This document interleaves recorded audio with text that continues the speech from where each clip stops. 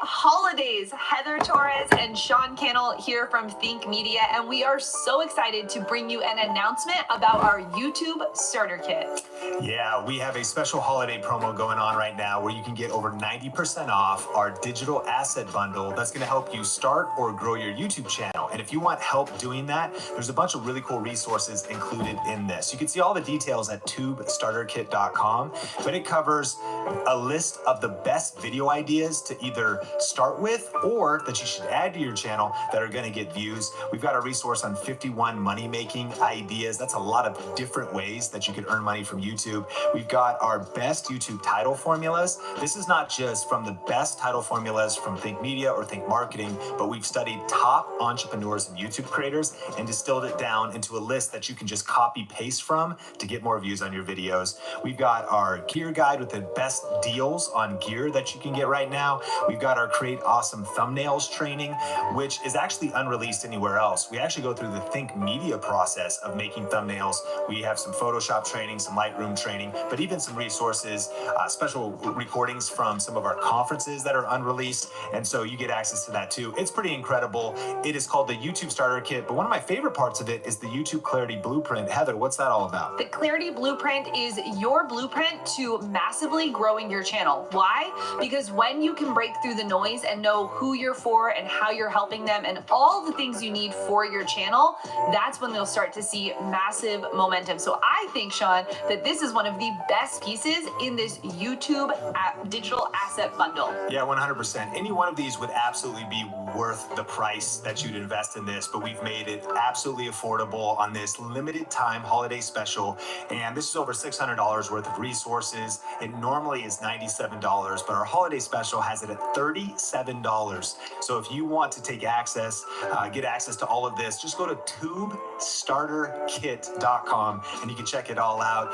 Our way of helping you achieve your goals with YouTube this season and crushing 2021. You're going to love it. So check it out, tubestarterkit.com. Start making better YouTube videos today with the YouTube Starter Kit.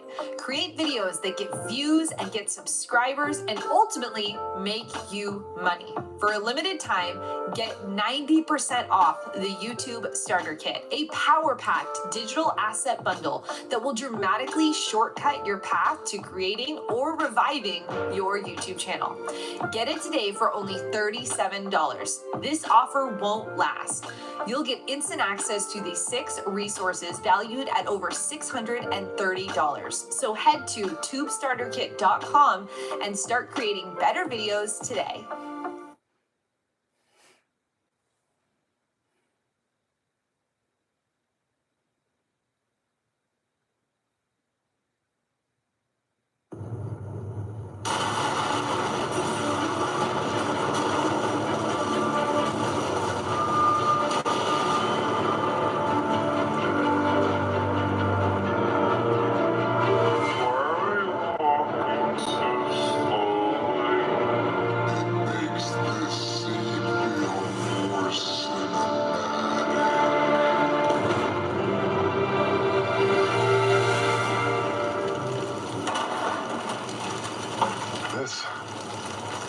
Not cinematic. No, I get that. It's just when there's a giant explosion behind us, maybe it's not the best time to walk in slow motion. It's the only time to walk in slow motion.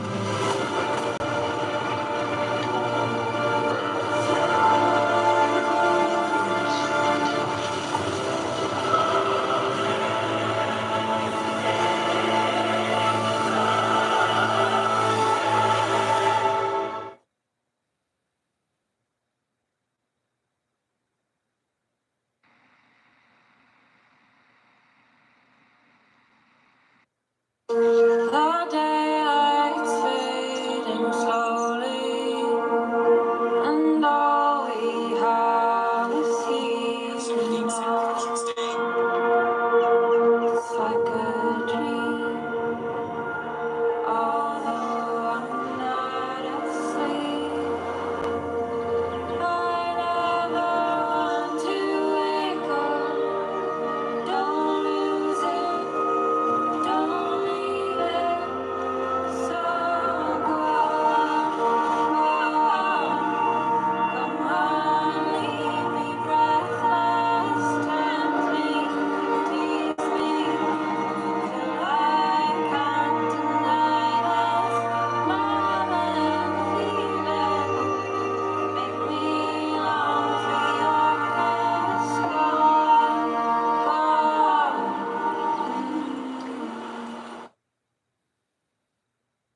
this.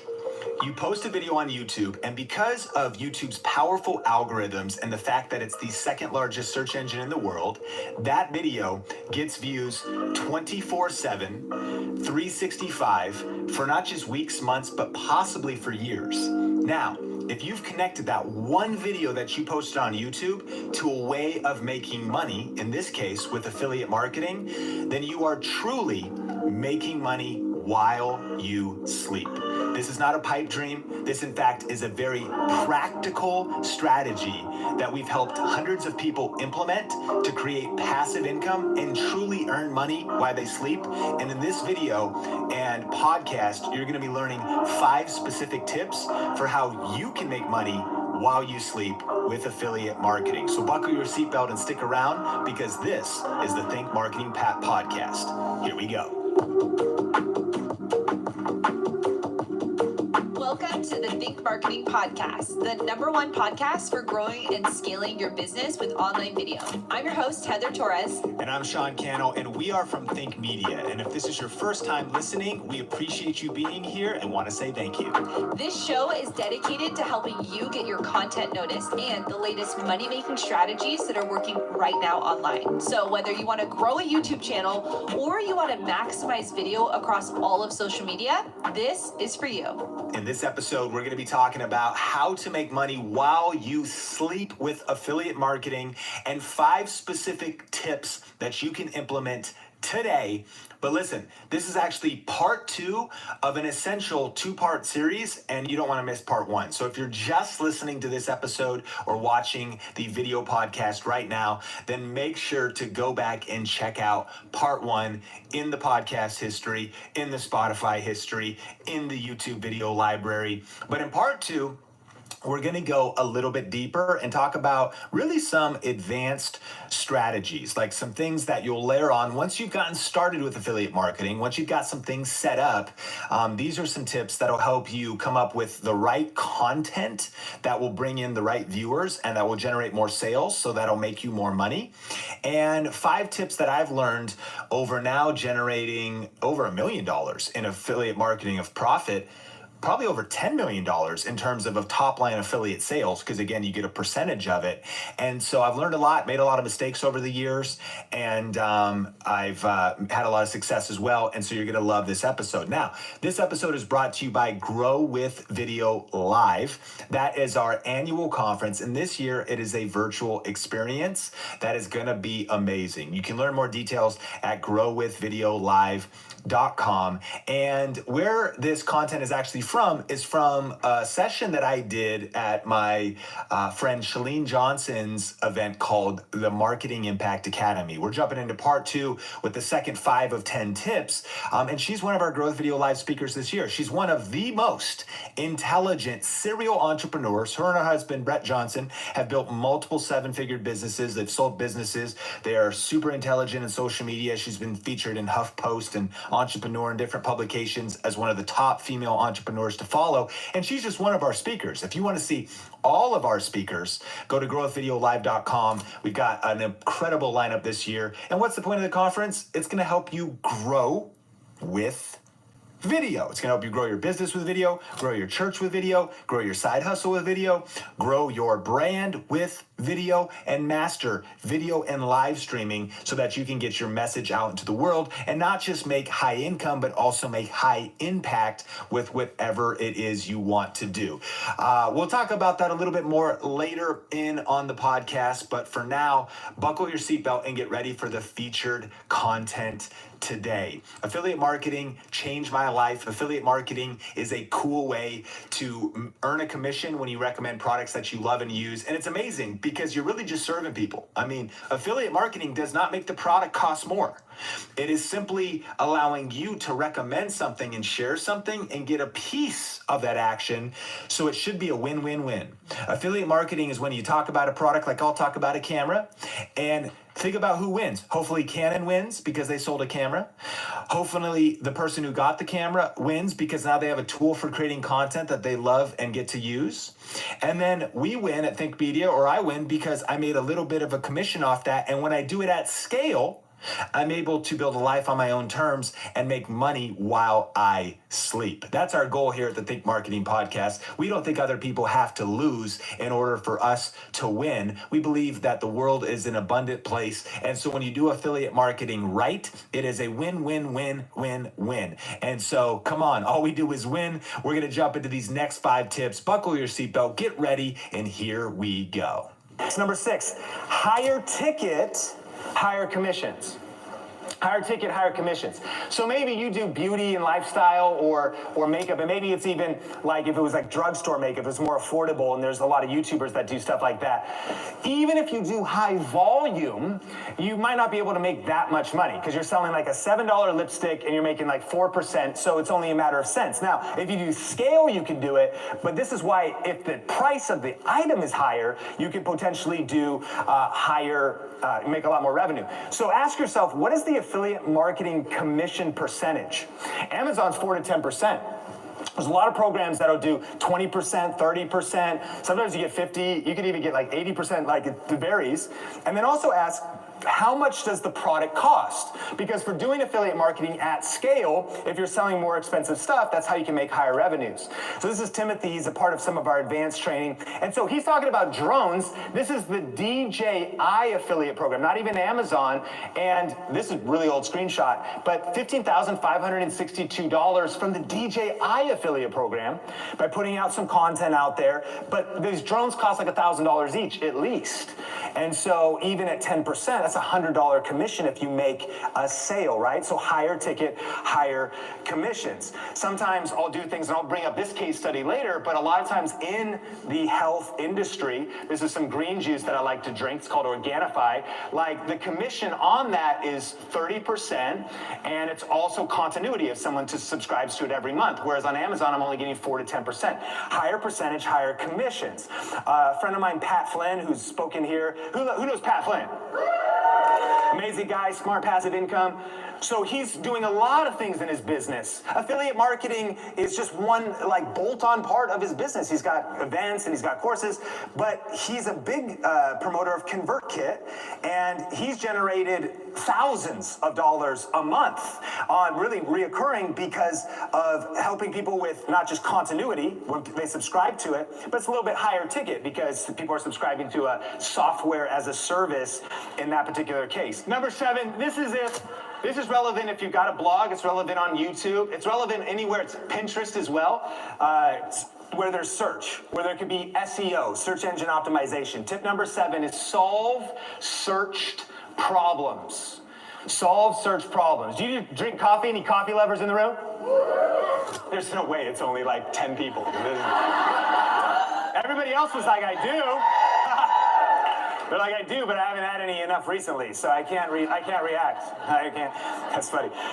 And so this is just an example, again, back on those experiments, and I'm sharing these because, remember, I want you to stay on brand, but these are just cool ways and things I've done in my life and my business. So as I'm going through life, I'm always paying attention. I learned about this affiliate marketing stuff. I learned that YouTube is a search engine, and I was like going through life, and one day somebody gifted me a Starbucks Barismo, and it's a cool machine, kind of makes coffee and espresso for you, but you have to buy coffee pods for it from Starbucks, and they're premium priced. So one day I was over at my friend Rachel's house, and she had the exact same machine as me. She pulled out this drawer, and she had this variety of coffee from somewhere else that just fit perfectly in that machine. It was from Coffee Bean Tea Leaf. I was like, what is this mysterious coffee you're introducing me to? And she's like, yes, CBTL pods. Very affordable, more variety of coffee, and yes, they fit perfectly in this Starbucks machine and they work. So I thought, I drank my coffee and ideas began to flow. I went home, and sure enough, people were looking, do CBTL pods work in a Starbucks Barismo? So just like the Christmas lights, I was like, well, I will answer that question on the internet. So I just shot a video, and in the very video, I was like, hey, maybe you're wondering, do these pods work? Yes, and there's links in the description below to them. The video is more helpful than that, but we tasted some of it, whatever. But sure enough, there's an affiliate link in the description. So I answer the question, I solve a problem. I introduce somebody to an answer. They're looking for information. And then there's a link in the description. So now, literally, I sell coffee every single day, if not every single week. And that's another chance for someone to click the link for it to be tracked for anything else they buy. Are you seeing how cool this is? Yeah.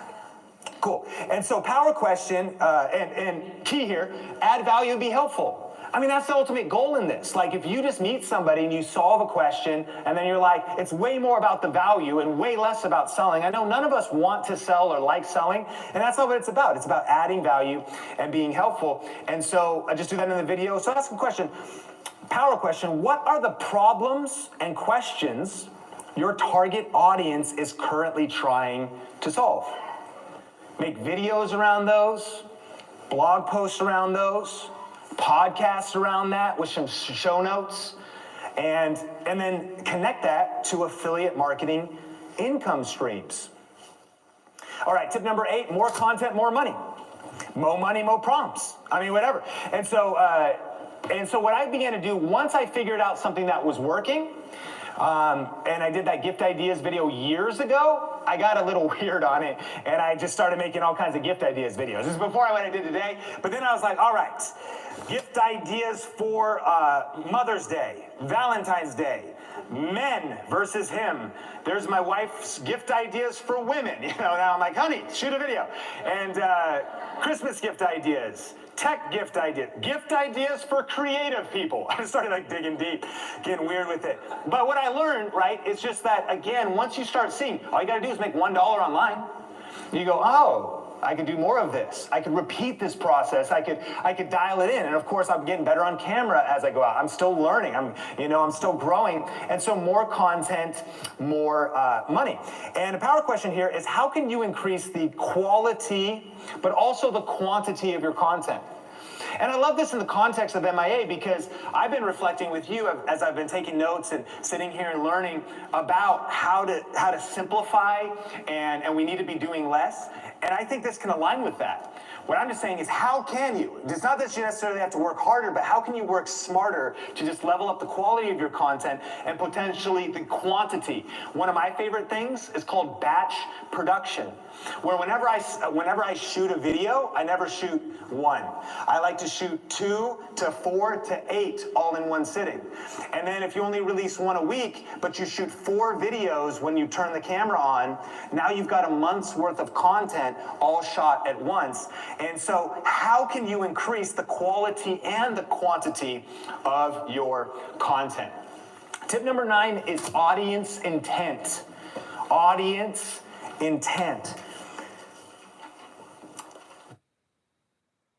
Pharaoh Khufu had to settle for the pyramids we know today because the best engineers lived too far away. If Khufu had the talent he needed, who knows what the 7th wonder of the world would be?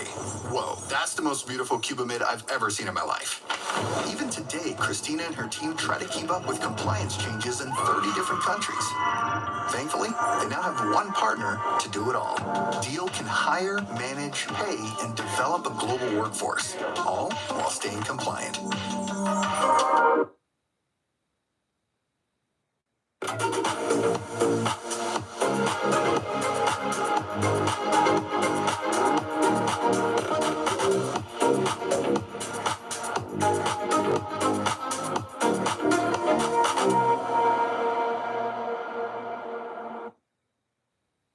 In the context of YouTube, and this is that keywords everywhere tool I showed you. That's how cool it is. It'll show you right there when you just type in a search, the search volume per month. So I typed in best vegan in the YouTube search bar.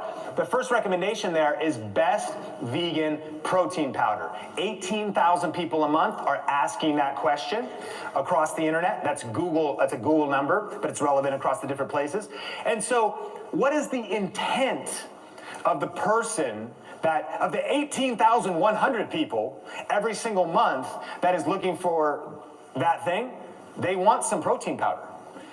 Psychologically, they're sitting down and being like, what is the best protein powder? I have a feeling they have their credit card ready.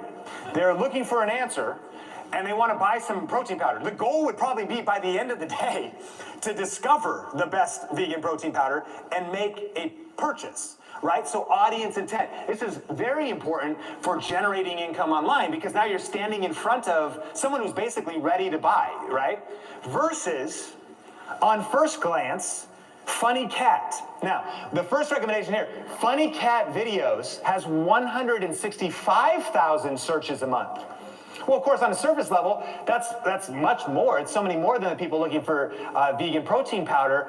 But what is their intent? They're not in a buying mode. They're not looking. They don't have their credit card out. They're in an entertainment mode. They're looking for entertainment, which is what you'd want to deliver. You'd want to deliver a funny cat video, and so you go in like Rachel's funny cat page, even though she doesn't own any cats, but you have that funny cat video there. But it's the wrong intent. So it'd be hard to monetize off of that. Well, that's what's cool. When you put out content right in front of someone who's like basically ready to buy, ready to make a purchase. And so I've always thought about this. I think somebody someday, maybe this exists, should start a luxury watch YouTube channel. Because if you type in, it's crazy, you can type in Breitling Nav Timer versus Omega Speedmaster. 70 people a month search for that. But what are those 70 people probably about to do? They're trying to decide between those two watches. And even if you link to those on Amazon, those suckers cost like $3,000, $4,000, $5,000 each. And so your commission on that is going to be multiple hundreds of dollars. And you throw some content out into the world and just people are getting good education from, because you know what you're talking about in this arena, whatever it is. And then boom, you're in front of the right audience intent. Are you getting value out of this so far? So ask yourself, what is the intent of the viewer? What is the intent of the person that's coming to me looking for help, looking for whatever it is, and then position your content to serve, to add value, to help, and then you can monetize at a huge level through affiliate marketing. All right, we're gonna get to point number 10 in just a second, but I wanted to pass the question off to you and ask, have you generated your first sale with affiliate marketing yet? Also, do you have any questions about affiliate marketing? I'd love to help, so let me know in the YouTube comments below. Now, when it comes to affiliate marketing, all of these strategies are real, and these are the very strategies that I'm using even this year, but there's one big missing piece for making affiliate marketing work, and that is if you're not getting traffic yet, like if you're not getting views, if you don't have like that, momentum on your channel. So if you ultimately want to learn like how to get more views on your videos, I put together a free checklist. You can go to tubechecklist.com. I'll link to that in the description below. And that goes through things like titling your videos, how to like structure your video content. I actually put together a free video series as well. So the secret kind of to making all of this work was generating massive influence and massive views on YouTube. If you want to learn how to do that, check out tubechecklist.com and let's check out point number 10 right now. Now, tip number 10 is increase traffic. Increase traffic. Remember, traffic means views. How many page views you're getting, how many views your videos are getting a month, how much traffic your Facebook page is getting, whatever it is. And so one of the biggest problems, once you have some of these pieces in place, you might get your favorite things site in place. I hope you do, on your website, where you just list off the stuff you're using, your favorite stuff. Once you have this stuff in place, then your goal is just, okay, how can I send more traffic here, right? And so here's my favorite strategy, and just as one example, but ask for yourself, how can I just get more traffic on whatever your favorite platform? So YouTube is the second largest search engine in the world. Google is the first, and Google owns YouTube. So people go to YouTube looking for answers, right? So you remember this channel? It's where I talk about lifestyle stuff. And so I mentioned that protein powder, or greens powder, I should say. So it's green juice, but it's in powder form. You mix it with water. So in my research, I found this term, best greens powder, like best greens powder. People were looking for this, thousands a month, in fact. And so I created a video around it. This is called ranking videos. And so you're ranking a video in search. You're figuring out what someone's looking for, like what their intent is, where their search volume, and then you're designing a piece of content to answer that inquiry. So I made a video, best greens powder, question mark, organic green juice review. And here's what's cool about doing this, is this one video now is over 1,000 days old, but it's generated 574 new subscribers. I only made it once, over 1,000 days ago, but it just continues to grow. You can see that blue line of growth. It's got over 106,000 views, and that blue line means it just keeps getting views. What I love about YouTube is it's kind of like real estate. Like if you put out good content, it can grow in value over time and people keep watching it over time even though you just did it once. This video gets 386 views every 2 days. Isn't that crazy? And so this is my favorite. This is a YouTube strategy, but basically putting your content in front of these terms. So here's this case study. It's over 1,000 days old. It's building my following on autopilot. When your content is on brand and people are looking, they don't know about you yet, but they know they want to find some vegan protein powder, then two things happen at once. They don't know you, but they're typing that in. They find you, they hear your promise and your tagline that you're designing here at MIA, and they go, oh, cool. I'm not only looking for this, I'm also going to subscribe to you. Not everybody, but here's the case study. It's building my brand, building more followers. It's generated over $1,000 from YouTube ads. I do have YouTube ads turned on. That's not that impressive, but that is cool. Like over a couple years, $1,000. But what's even cooler is that it generates $200 to $300 a month from affiliate marketing. About $3,000 a year. One video that was made over 1,000 days ago. What would happen if you started adding videos like that to your brand or your business? Would that be good? Yes, it would. Affiliate marketing is so powerful, and I hope that those tips inspired you with some fresh ideas. And remember, there's a part 1 to this. So if you actually haven't even started with affiliate marketing yet, make sure to go back in the podcast or the YouTube channel and listen to part 1. But listen, one of the biggest challenges with affiliate marketing is if you haven't built your influence first, then income won't come second. Like if nobody's watching your videos or you don't have any viewers or you don't have anybody on your email list or no one's listening to your podcast, your first challenge is to get views, AKA traffic, actually to get that awareness. Influence comes first, income comes second. And so if you really want to scale your income with affiliate marketing, you gotta get more traffic and learn how to get more traffic. And one of the best ways to do that is to join us at Grow with Video Live. Yes, our event, this episode's brought to you by Grow with Video Live, our annual event here at Think Media, and you can learn more about it at growwithvideolive.com. What it is our annual conference that's gonna help you grow with video.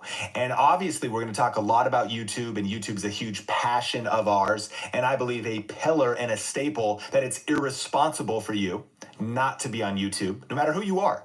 It is the town square of video influence, in my opinion. But there is so much opportunity, my friends, to be doing video, IGTV, Instagram stories. Stories are everywhere. YouTube's got stories. LinkedIn's working on stories. Of course, Facebook's got stories. Facebook's got video. Facebook live video. LinkedIn's got video. LinkedIn live video. TikTok is video. And all of those various video platforms, we're going to be educating you. Of course, I don't think you can focus on all of them all at once. Not even we do with the team that we have at Think Media.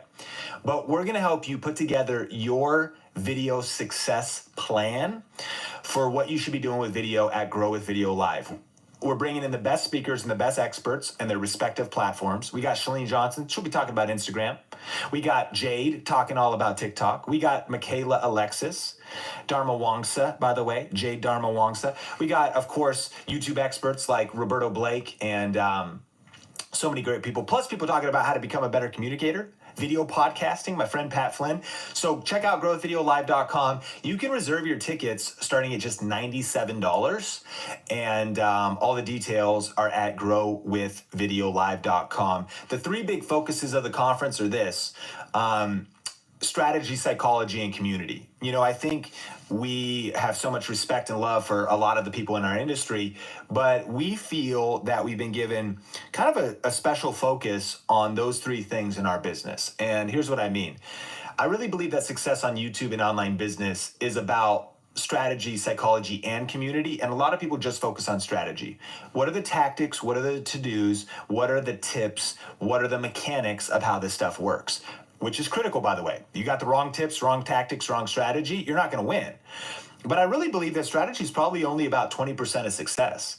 I think that another 40% of success is probably psychology. What's that? The mindset, beliefs, and the inner game that actually causes you to take action. Come on, if you're like me, you've probably read books, taken courses, watched videos, and you have information, but you haven't put it into action. That's psychology. That's the mindset. That's the belief system. And at Grow with Video Live, we deal with your BS. Come on, your belief system. What do you think I meant? We are going to deal with your psychology as well, so that you have the confidence, the inner game, the mindset for success with social media and online video. But look, I think another 40% of success is community. That show me your friends and I'll show you your future. You are an average of the 5 people that you're closest to, who you're surrounded by, and if you're around toxic doubters, criticizers, haters, and I'm not just talking about your mom and your wife. Just kidding. I'm kidding. It's a joke, but maybe not. I'm not saying don't hang out with your grumpy friend. I am saying when you get around other like-minded, ambitious, creative, purpose-driven entrepreneurs that are building things that what all maybe your circle currently thinks is impossible, they just go, of course it's possible. You're possible. It's possible because look at all the people that are doing it. You get around a different environment where all things become possible. That's your community. And success really rubs off from those who are around you, in so many different areas. When I got around my friend Shalene Johnson, I first started listening to her podcast. She's one of our Growth Video Live speakers, and this session I just shared was at her event. Man, when I first got around her, I was listening to her podcast first, part of her academy next. And that changed my life because it was changing my thinking. It was changing my belief system, my mindset, and I was taking action and I was learning all kinds of stuff. But then I actually worked for her and Team Johnson, and I did videography work for them. And they hired me to do some video testimonials and shoot one of their conferences. And so now I was around them more and I was around their team. But here's also what happened was at that time, I was sitting around a lot, editing a lot of video. I was not active. I was not super healthy in a lot of my physical body, my eating decisions and different things like that. And she's a fitness celebrity. She wrote, she has the 131 diet, 131 method. She's best-selling, New York Times best-selling author. I mean, if you haven't heard of Shalene Johnson, she invented PiO and Turbo Jam and Turbo Kick. So I actually, now fast forward to today, I went on a snowboard trip with them a couple times, and they freaking work out before they go snowboarding. I'm like, I'm not working out before I go snowboarding. I'm going snowboarding. I'm not going to go do legs before I go do legs on the mountain. But she works out 7 days a week. And not because it's some weird thing. It's because it's part of her lifestyle. It's a part of just her mindset. And I realized, man, there's the time for that. They have the energy for that. Man, her and her family, their kids, they have an incredible team, incredible culture. But guess what happened? It rubbed off on me. And I saw a transformation in my health, which is not the purpose of this podcast. I'm just talking about the power of community. I saw a transformation in my health because of who I was around. If you are hanging out with 5 people that are overweight, guess what? You'll probably be the 6th. If you're hanging out with 5 people who just think that cheating on your spouse and marriage doesn't really matter and, let's just jump into the next, let's just do whatever and let's just get, whatever divorces. And look, I know we go through things. There's no judgment here. But if you've been around 5 people who just are going from divorce to divorce, you'll probably be the 6th. If you're hanging out with 5 alcoholics, you'll probably be the 6th. And if you're hanging out with 5 people who are crushing their excuses, building their influence on YouTube and building their online businesses and overcoming every obstacle, guess what? You'll probably be the 6th. That was a long diatribe on the power of community. And that's what we want to create here, not just at Think Media and Think Marketing, but that's the power of Growth Video Live. And we are doing some incredibly innovative things this year in terms of creating community, even though it's a virtual event. We have interactive community building activities, high-powered sessions, and you're also going to leave with clarity. You're going to leave with an action plan for your next steps for growing your brand and business with video. So I hope you can join us at growwithvideolive.com from anywhere in the world. You can be in your living room, your office, your home office, your car, your houseboat, your tree house. If you got internet and power up there, your treehouse. All right, that's what happens on the Think Marketing podcast. But check it out. Growwithvideolive.com is where all the information is about that. That brings us to our iTunes Apple Podcast review of the day. And today's review comes from Tallest Robbie or Roby. always the highlight of my day. I've been listening to this podcast from the beginning. Thank you so much. Thank you for being a part of the community, listening to every episode. Every episode, and I mean all of them, always helps me. Thank you for being so diehard and a part of the community. Much love. I have never left the podcast feeling like I wasted my time. I can't stress how big of a deal that is. You won't be sorry you listened to this podcast. Thank you so much for being a part of our community, Tallest, Robbie, and appreciate you so much. It would mean the world to me if you've been getting value out of the Think Marketing podcast, myself, Heather, the Think Media team. If you could go to Apple Podcasts and leave and rate and review the podcast. This is a great way of spreading the word. And no matter if you're watching this on YouTube or somewhere else, hit the like button, drop a comment below answering the question of the day. And that is, what is your next steps with affiliate marketing? You know, we learned 5 tips. I hope you've watched part 1. How are you going to put this into action? How are you going to apply affiliate marketing to start earning your main source of revenue online or an extra source of revenue online? Let me know your aha moment from today's episode if you're in the YouTube comments. If you're watching somewhere else or just listening on Spotify or Apple or Google, then write it down. Write it in your own notes. Tweet me at Sean Cannell, rhymes with YouTube channel, SEAN, last name CANNELL, and let me know what you got out of today's Think Marketing podcast. Because as we land the plane, I want to remind you that we are action takers here at the Think brand. We are action takers, hashtag action takers. And that means that we're not just here to get some information, and we strive to bring you value every time so you don't waste your time when you listen to this podcast. But here's the deal. Information is not enough. If it's just head knowledge, but it doesn't get implemented into our lives, then we'll never get the results. And listen, we are obsessed with your outcomes. We want to help 10,000 purpose-driven entrepreneurs create a full-time living doing what they love while making a difference in the world with YouTube and online video. And then help them sustain that success without losing their soul. Because even on our mission, we've noticed that a lot of times success can come with a lot of dangers to it as well. I heard one person say, it's hard to deal with failure, but try dealing with success. Success can ruin sometimes more lives than even failure can, but it's not going to ruin your life, because we actually believe that you can be successful and also not lose your soul in the process. And so that's our mission here. We are obsessed with your success, with you getting results, you being able to reach your goals with YouTube, with online business, reach financial autonomy, bolt on extra income streams to your business. But why do I say all that? Because if you don't take action, then you're not going to get the results. So what do you need to do next? Yes, what do you need to do with affiliate marketing? But what you might need to do next is actually stop listening to the Think Marketing podcast for a while and go post some videos. We'll be here when you come back. We'll be here. We're here every week. Come on. We're not going to miss this. We're here for you. But at some point, you got to be putting action out there. And when you are learning and then doing, and then learning and then doing, that is where you learn the most. We learn by doing. And so we need the tactics and the information, but then we go apply it. And then we go, oh, we did it kind of wrong, made a lot of mistakes, but at least we started messy, punched fear in the face, pressed record, got the video out there, and I can always get 1% better on the next one.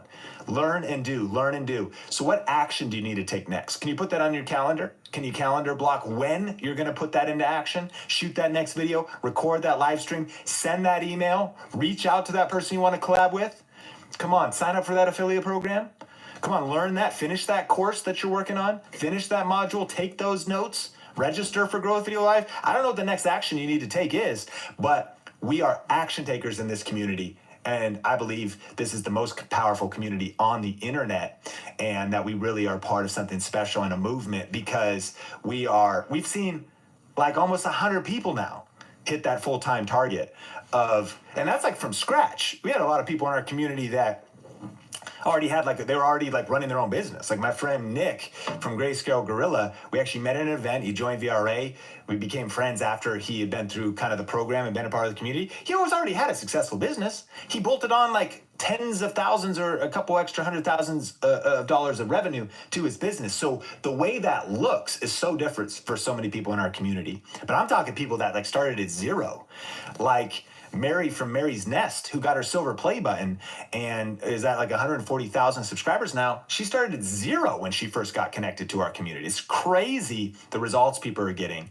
I believe that can happen for you and so many for us in this community, but not if we don't take action. Longest outro of my life. I don't even know why you're still here and I'm still here. This is not podcast best practice, but we need to be taking action. Write it down. Write that next thing down. Write that thing down that you've been procrastinating and turn off the podcast and go press record. Hey, I appreciate you so much. So grateful that you're a part of this community and that we're connected. And I can't wait to see you in the next episode of the Think Marketing Podcast. Until then, keep crushing it, keep smashing it, and we will talk soon. Peace.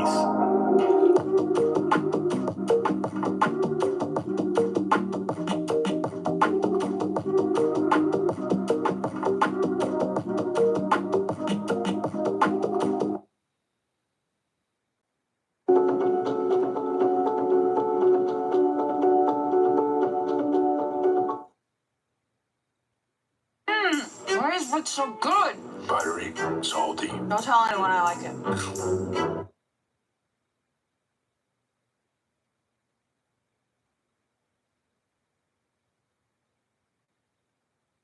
Success on YouTube is 20% strategy and 80% psychology. Why? Because if you don't have the right mindset, beliefs, and emotions that lead you to taking massive action, then you will never get results. And in this episode of the Think Marketing Podcast, we're going to specifically be talking about how to make money on YouTube and 5 money mindsets that are critical to not just succeeding on YouTube, but actually earning money and hitting your financial targets, leveraging the second most powerful search engine in the world and the #1 video platform in the world, YouTube. All of that's coming up right now on the Think Marketing Podcast. Welcome to the Think Marketing Podcast, the #1 podcast for growing and scaling your business with online video. I'm Heather Torres. And I'm Sean Cannell, and we're from Think Media. And if this is your first time listening, welcome.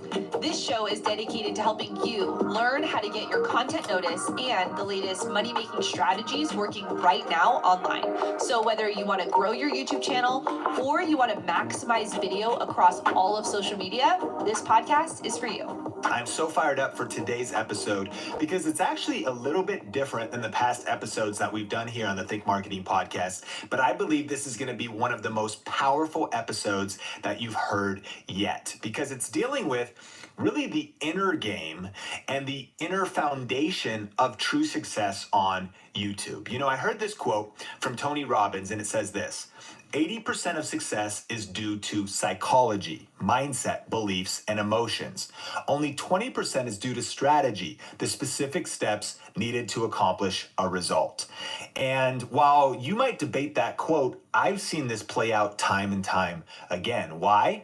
Well, we're living in the information age. If information truly changed people, we'd all be healthy, wealthy, wise, rich, fit, because there's tons of information in the world. But why is that not happening? It's clearly not just the mechanics, which are critical, the 20% strategy of the right steps, the right strategies, the right tactics. But it's obviously the inner game. It's, do we have the right emotions? Do we have the right mindset? Do we have the inner framework to take action? And if you're like me, there's probably things you're procrastinating on. It's not because you don't know what to do. It's because you haven't dealt with your BS, your belief system, your inner game, your mindset, to actually take action on those things. If we simply implemented just a percentage of the information we already have, we'd probably be so much further than we are now. And in this episode of the Think Marketing Podcast, we're going to be talking about 5 money mindsets that I believe you need to succeed on YouTube and that will help you serve more people, earn more income, and have a framework for really not just having short-term financial success on YouTube, but really building legacy, building a business around your YouTube channel. Maybe you're a business owner listening to the podcast. It's going to help you think about YouTube, I think, in a different way. And maybe you're trying to make YouTube your full-time living or build it as a side hustle, or you're a business-minded content creator. In either case, you're going to get a ton of value out of this episode. Now, this episode is brought to you by the Video Ranking Academy. That's our signature online course and coaching program for YouTube. And you can learn more about it at startvra.com. That stands for Video Ranking Academy, startvra.com. And Video Ranking Academy is, the session you're about to listen to is from the Academy. So you're actually getting kind of an insider look at some of the sessions in the Academy. It's a little bit different than most of them because the majority of Video Ranking Academy is about the strategy and the tactics, the mechanics of success on YouTube, our 7-step proprietary YouTube framework that we use on every single video we post, honestly, on video influencers, think media, think marketing, and it's what leads us to over 4 million views a month right now on Think Media, our main channel, and so many students, like thousands, have had success with this system. Multiple students are getting silver play buttons now. It's really crazy. And so the majority of what we talk about in the Academy is all those tips and tactics and secrets of like getting more views and subscribers. But this session, come on, is dealing with psychology. It's actually dealing with that foundational element of success, mindset, beliefs, and emotions. So I'm excited for you to hear this session. We'll talk a little bit more about Video Ranking Academy later, but buckle your seatbelt. If you're somewhere where you can take notes, I think you're gonna love to take notes on this one. If you're driving, drive safe. If you're working out, come on, put in another rep for me right now. If you're walking your dog, give Fido a little scratch on his head and give him an extra treat later. And whatever you're doing, I'm so pumped you're here for the Think Marketing Podcast. Let's jump into this session, which is part 1 of 2 parts on 5 money mindsets you need to succeed. Here we go. Act knows you might run into questions while filing your small business taxes. So we have experts on hand whose job it is to know everything about taxes. They do that job so the rest of us don't have to. Heroes. Tax Act. Let's get them over with. Here we go now.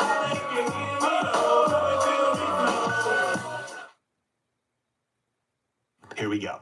All right, welcome back to Video Ranking Academy. I'm so excited because in this session, we're gonna be talking about the mindset needed to create a high impact and high profit YouTube channel. And this is part 1. And here's why this session is so important. You know, I said the word mindset, and I don't want you to check out here. You know, in the past, I've thought, okay, if I just have the right tactics, if I just even have the right strategy, that's gonna be enough to have success on YouTube. But one of the things I've learned is that's just not true. In fact, the 3 elements that I believe are critical for success on YouTube are, yes, strategy. What's that? I think that's the tactics, the how-tos, the tricks, the tips.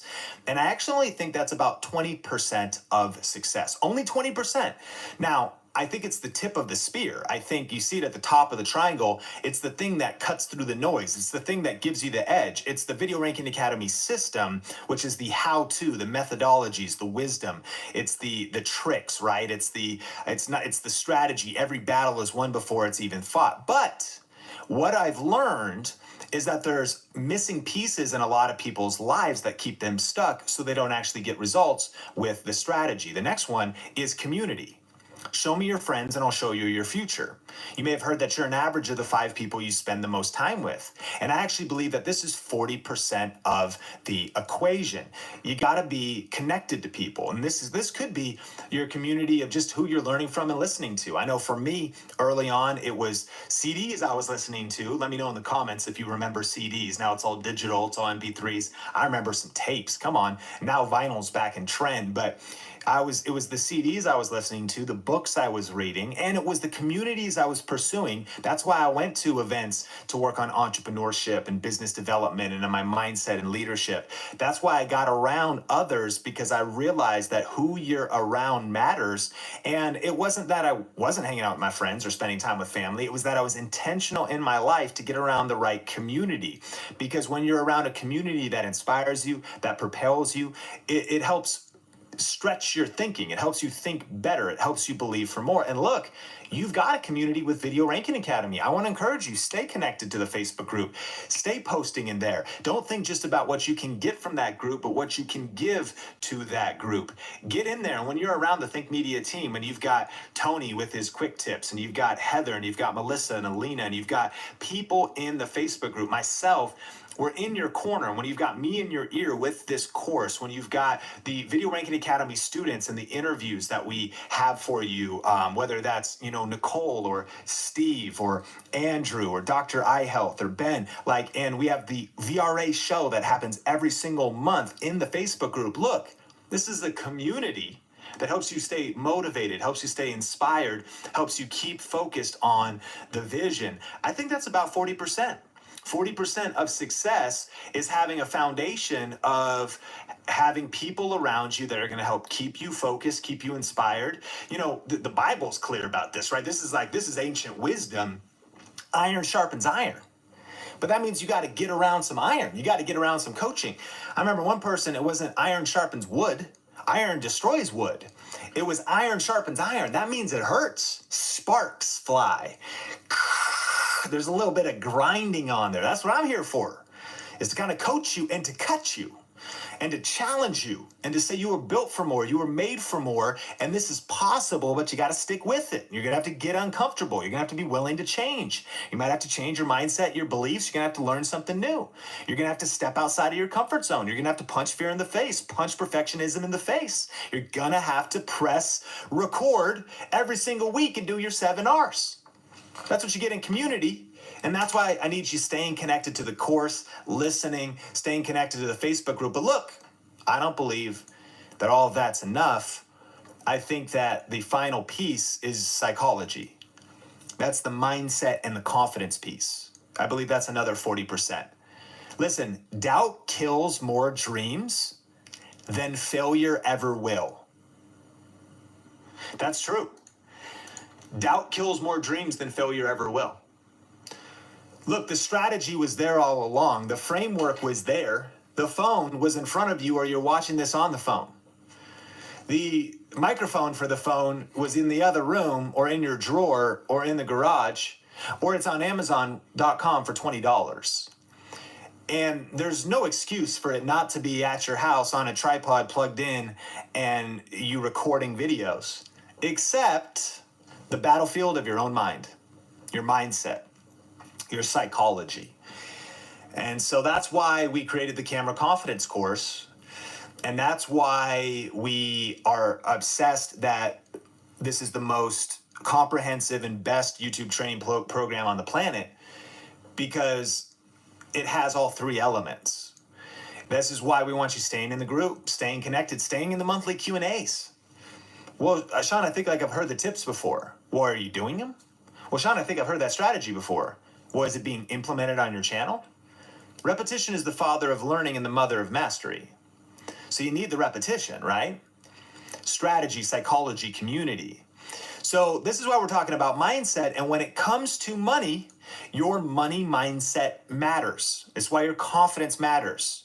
Because when you have confidence and the right mindset and the right people around you and the right strategies, you're unstoppable. Because you keep taking action. Because it's not that you don't make mistakes. The people who succeed fail the most. Increase your failure rate. Put out more bad videos. The average successful entrepreneur, I read this stat, has 2.6 failed businesses. That means most successful business owners have had either 2 or 3 or 4 failed businesses. So you think, well, how would that be possible? They failed so much. That's why they are winning now. Because sometimes you win, but sometimes you learn. They learn more than anybody else. But the only reason they got up again, and the only reason they didn't quit, is because of psychology. Probably because of the community that was around them. And then they retooled the strategy and took massive action. So when we're talking about revenue, remember, influence comes first, income comes second. But you need money for the mission. So I want you to be bold, confident, passionate, and assertive to say, I'm going to make money. I'm okay with making money. Money is not the root of all evil. The love of money is. That's greed. Money is the root of good vacations. Come on, I mean, but for real, money is a tool that can accomplish whatever purpose we assign to it.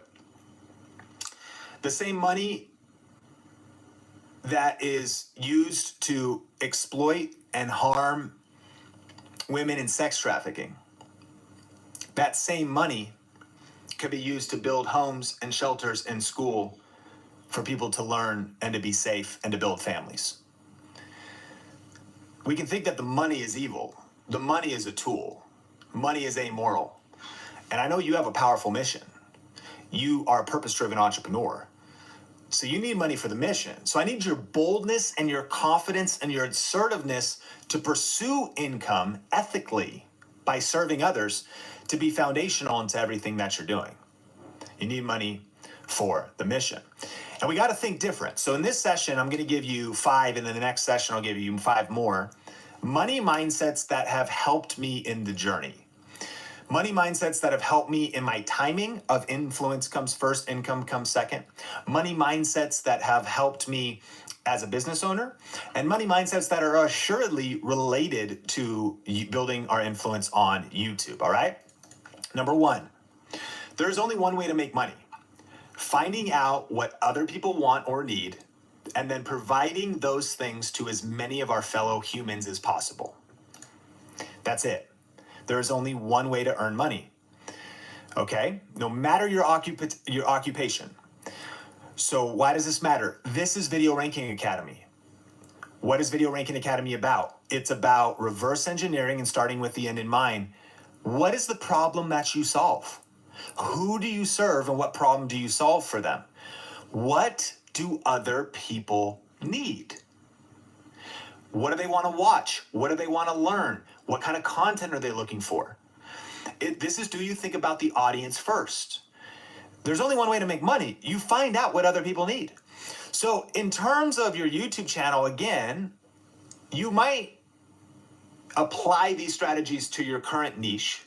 You might pivot your niche to better align with this truth of the universe, or you might even start an entirely new YouTube channel.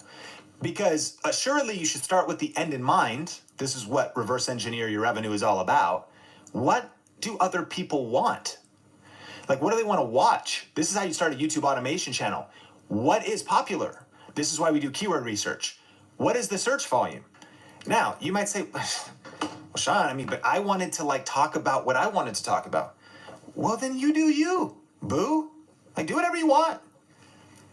This program's here to make you successful and help you discover the right video ideas that will get views. Now, the goal is to align that with your calling, passions. I'm not going to have a successful YouTube channel teaching people to sing, even though people want to learn how to sing, because I can't sing. So there's an alignment to it, but these are foundational money mindsets. Dare I say that if you violate these principles, that you'll probably lose at making money. Are you self-employed or running a small business? Wouldn't it be great if it was easy to stay organized and on top of your finances? Then Skynova is for you. At Skynova, you can make professional-looking invoices, track expenses, and so much more. And everything is automatically organized. It helps you stay on top of who you need to invoice, who's paid, and who's past due. You'll always know how your business is doing, and it's so much easier to fill out your tax papers. Now, who doesn't want that? Sign up today at skynova.com. Stay organized and breathe easier during tax season.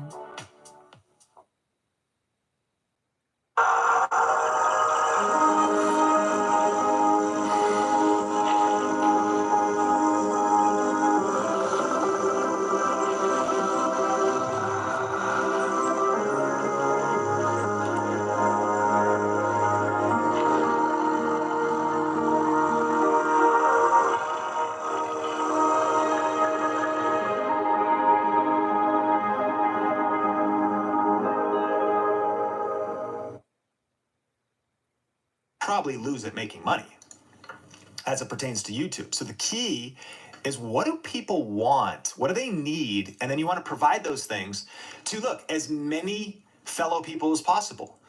Think about this too. This is amazing. This is serving people. Like when people want stuff, they need stuff, and you give it to them.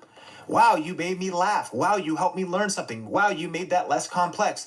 Wow, I was afraid. Now I've got confidence. Wow, I was worried about that first year of pregnancy, but man, you were a friend for me online. You helped me solve that. You see how powerful this is? This is just money mindset number 1, and I want you applying all of these. Now listen, why YouTube channels fail, one of the main reasons businesses and YouTube channels fail is a lack of market need. Okay? The example we use, although I'm actually confident you could succeed at this, but if you were to create an underwater basket weaving YouTube channel, I did the keyword research in Uber Suggest. About 6,000 people a month want to watch a channel about underwater basket weaving. Here's the question. Is there enough market need if you want to make revenue from that? Now, if you've got 12 kids and you live in Manhattan in a 2,000 square foot, it's probably not even big enough, a 3,000 square foot apartment in downtown Manhattan, and you're going to support yourself with an underwater basket weaving YouTube channel, there's probably not a big enough market, probably not enough people, there's probably not enough to ultimately be able to sustain the vision that you have or the income targets that you have. All I'm telling you to do is research and work backwards of how much market need is there for what you have. I'm not even saying market competition. Competition's good. If zillions of people are interested in that thing, well, it's probably a good market to be in. There's like a lot of competitors. Well, yeah, there's also a lot of people there. If nobody's there, you don't want to open up a store in Death Valley where there's no power, no water, and no people except driving through and trying to get out of the heat. You're like, well, there's no competition. You're like, well, yeah, but there's also no people. And so this is just one of the main reasons businesses fail. There's a lack of market need. There's not enough market need. Or the niche, your value proposition is not clear enough that the market even understands they need it. Okay? Number two, the law of income. You get paid in direct proportion to the amount of value you deliver to the marketplace. So your income will always be related to the amount of value you deliver to the marketplace. So answer this question as you're taking notes and journaling. Why is your video valuable? What value is it delivering to the end user? How can you deliver more value than the competition? What is the unique value that you add? What even is the value you add? Very simple and often overlooked question. Why should someone watch your YouTube video? And how can you stack value in your video?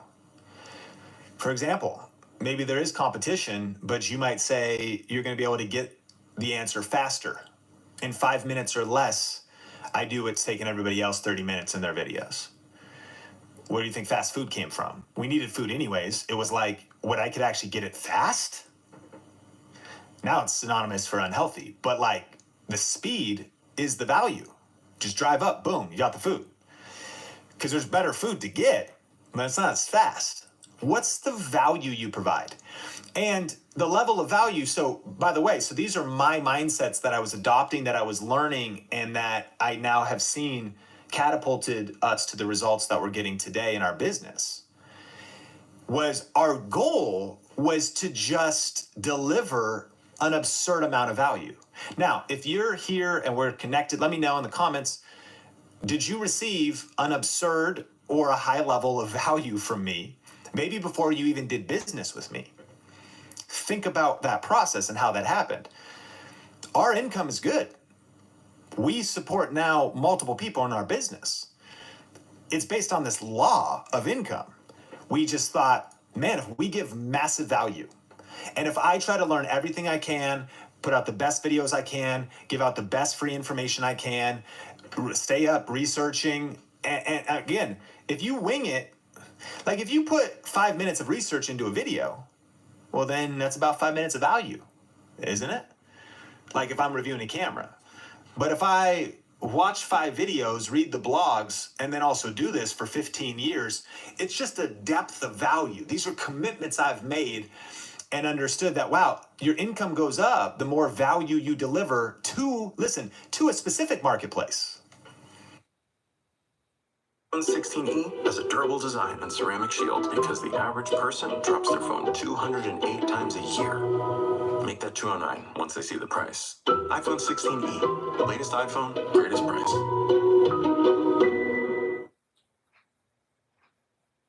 Subway $6.99 for literally any foot-long deal is headed to overtime. Fresh sliced deli meat, fresh crispy veggies. Too much good stuff. Order now in the Subway app. Use code 699FL now. Deals only here until April 2nd. I am not helping women with pregnancy. Like, that's just not something that I've been helping. It's not a value I have to give, right? So you have a unique value, but the amount of value you give, your income will go up. Number 3, your financial success is directly related to the size of the problem you solve for other people. Solve big problems, you'll make big money. So listen, 2 things. The size of the problem. Oftentimes, this law is applied to the size of the problem in terms of if you're going to be a checker or a bagger at a grocery store, the level of skill needed is paid a certain amount per hour, and that's what that wage is. If you're going to be the manager of the store, you're paid at a higher level, but you have a whole nother level of expectations. You have to manage the inventory, you have to manage the SKUs, you have to manage, profit and loss of, like, did the produce go bad and all that. You got a lot else to manage, and you're paid more for it. That's the size of the problem. But listen, it's also the market size, the amount of people that have the problem as it pertains to YouTube. So again, we go back to saying, if you want to have big money on YouTube, you want to solve a problem, a clear problem for potentially a large amount of people. So I had to do the math. Like, when I was thinking with Amazon affiliates, I was like, okay, can I help a lot of people with cameras, with lenses, with these types of things, learn what I've learned in video, my background since 2003, getting started in video at a church. It's actually somewhat of a complex problem. I thought about it like this. Whenever I go to Best Buy, no hate on most people that work on Best Buy, but when I go to the computer area or Fry's, now this might be like an unfair advantage, like, I don't know, Street Fighter or like what Mortal Kombat. I'm trying to think of, like, Sean Cannell walks in. But I walk in a lot of times to the computer department and the salesperson starts talking and I'm like, bro, dude, you don't even know what you're talking about. Like, you don't know your stuff. Like, I know more than you. Maybe that's not fair, but, like, this is your job. Like, your job is to know what's going to be right for me. How fast should that RAM be? How fast is that monitor? I remember one guy was trying to sell me a computer with an SSD drive that only had like 100 gigabytes on it. I was like, bro, by the time I install like half of my software, this thing will be, and he didn't even know what I was talking about. Well, so he was in over his head in the job. Here's my thing. You got to know your stuff. You got to think about the size of the problem you solve. And so I realized that when I went to Best Buy to hear about cameras, I was like, dude, a lot of these people aren't even educated about their job in the camera department. So I just thought, man, I got to know my stuff on Think Media. And people have the problem of, what camera do I use, right? What do I need to know? What's this one versus that one? So that's a certain size of a problem. But then I also realized, well, Best Buy employees, they'll make hourly wage, but they don't get commission, last time I checked. And I don't get paid an hourly wage. Like, nobody's motivated me or paying me, but I get paid by Amazon, but I only get 4%, which is cool, but it's not that much. It might go down because Amazon does change their rates. So then I was like, man, there needs to be a certain volume of people. Like, I'm helping people, but my way of, like, getting any kind of value out of this transaction is on a one-to-one basis. It's not going to help me feed my son that's coming, or it's not going to help me feed Sonia. So I need this thing to scale up. My wife, Sonia, right? And so it's just knowing, that's TAM, total addressable market. Just how big's the market? This is the keyword research. How many people are in this niche? How many people have this problem? How many people want this thing? How many people are potentially after this, right? So the size of the problem, doctors or brain surgeons get paid a lot of money. That's a very complex problem, and they've learned a certain skill. So that's one way they're compensated, but also the size of the market. Here, let me summarize. High ticket, low volume. High ticket, meaning you only have a few customers, and it's very expensive to work with you. Like, imagine this. If you did some sort of a freelance coaching or consulting business, and it cost $10,000 to work with you, but you served the client for an entire month, and you only did 12 clients a year, you just have $120,000 income in a year. Kind of like you only need 12 people. How many customers do you need? 12. I mean, I got a couple hundred views on my YouTube channel, but I only need 12 customers.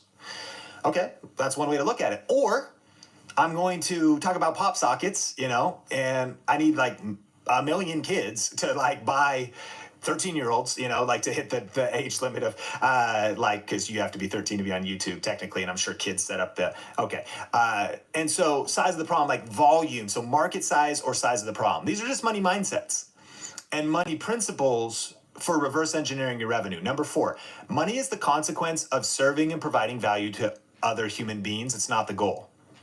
This is a mindset that served me. It's very powerful. Money is a consequence of serving and providing value for other human beings. It's not the goal. So my attitude and my spirit that I've tried to protect, and I think that's important, your heart, your mind, your spirit, your motivation, has been, look, I need money for the mission. But if I believe this to be true, and I have no doubt about this to be a universal truth, I'm a man of faith, and I know that God wove this into the fabric of the universe. That when we provide value to other human beings, when we serve and help others, that it will be impossible for that to not return to us. Like, he that is generous will be refreshed. Like that, when you're generous with your time, your energy, your money, you still got to be smart. Because by the way, we have other laws, they all build on each other. But you see what I'm saying? So that we're not saying, okay, I'm doing this with the goal of exploiting or trying to get something, or like it's purely transactional. We're saying, no, I am just going to serve and add value to another human being. And then, because I know the consequence will be that money will come to me. Of course, you have to eventually sell something, or else people can't give you money. And we have future laws and money mindsets about that. Does that make sense? But this is huge for me. Like, it's just the consequence. So therefore, I just am committed to building my influence. And let me be clear about that. My belief in building your influence, because building your influence, you could think that's for you.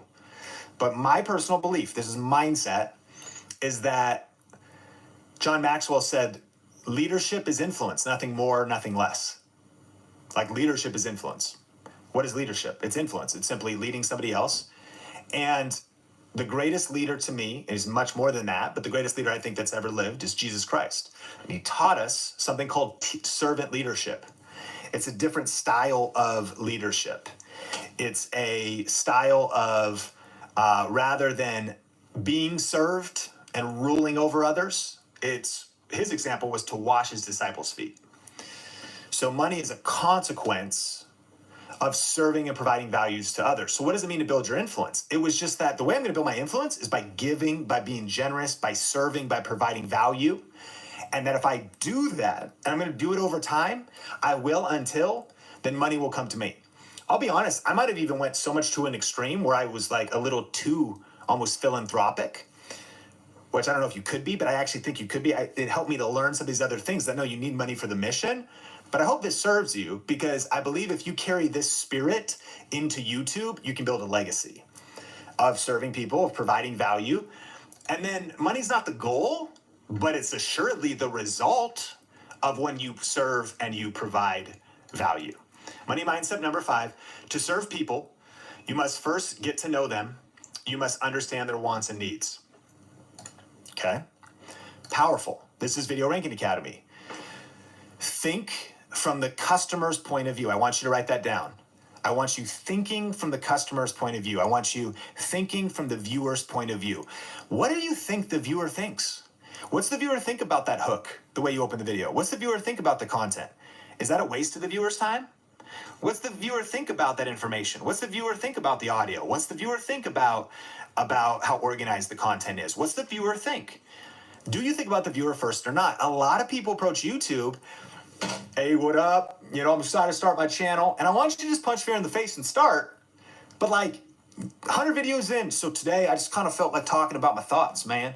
What's been on my mind. And you're like, okay, well, what value is that adding to the audience? Or today my wife and I were going on, and I'm just nothing against travel vloggers, but we talked to Gary Vaynerchuk about this, and he said 99% of people are making selfish content on YouTube.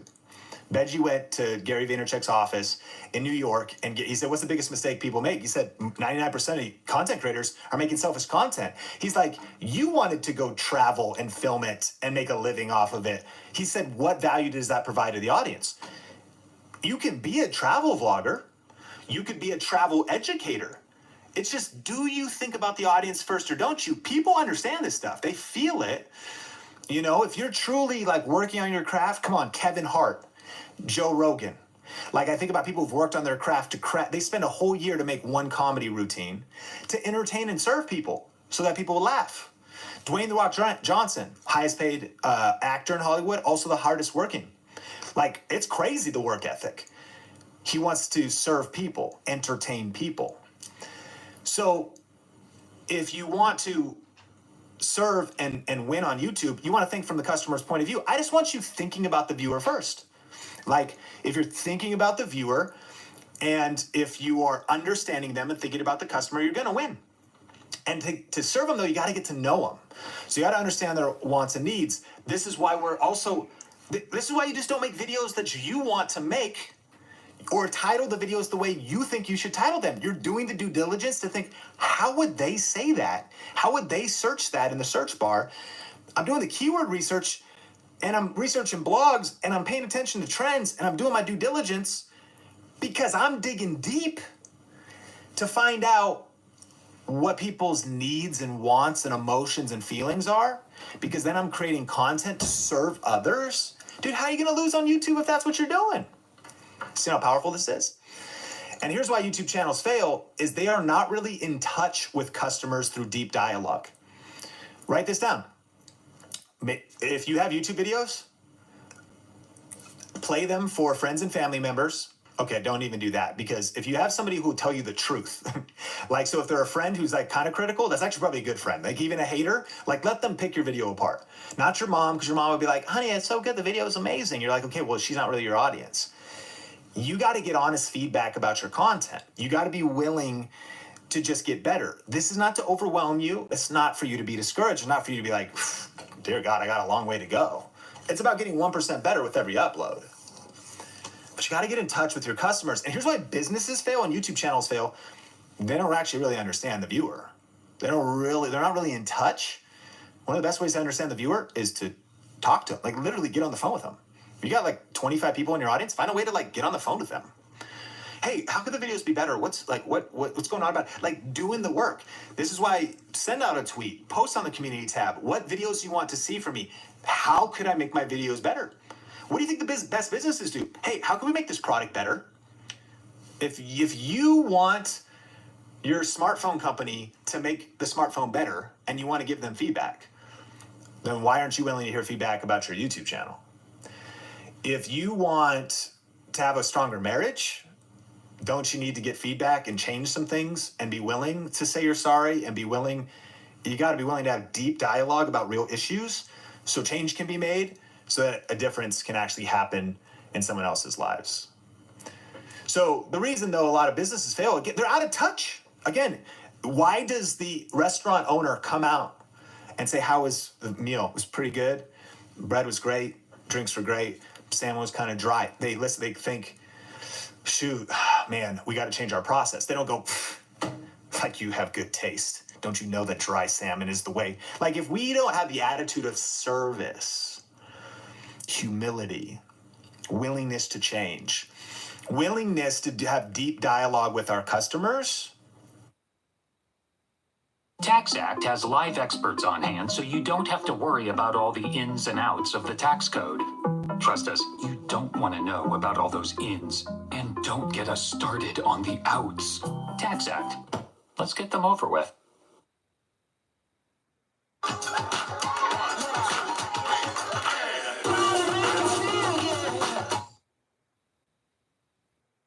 With our viewers, even if that's one person, and get 1% better, then we are probably not going to make it on YouTube.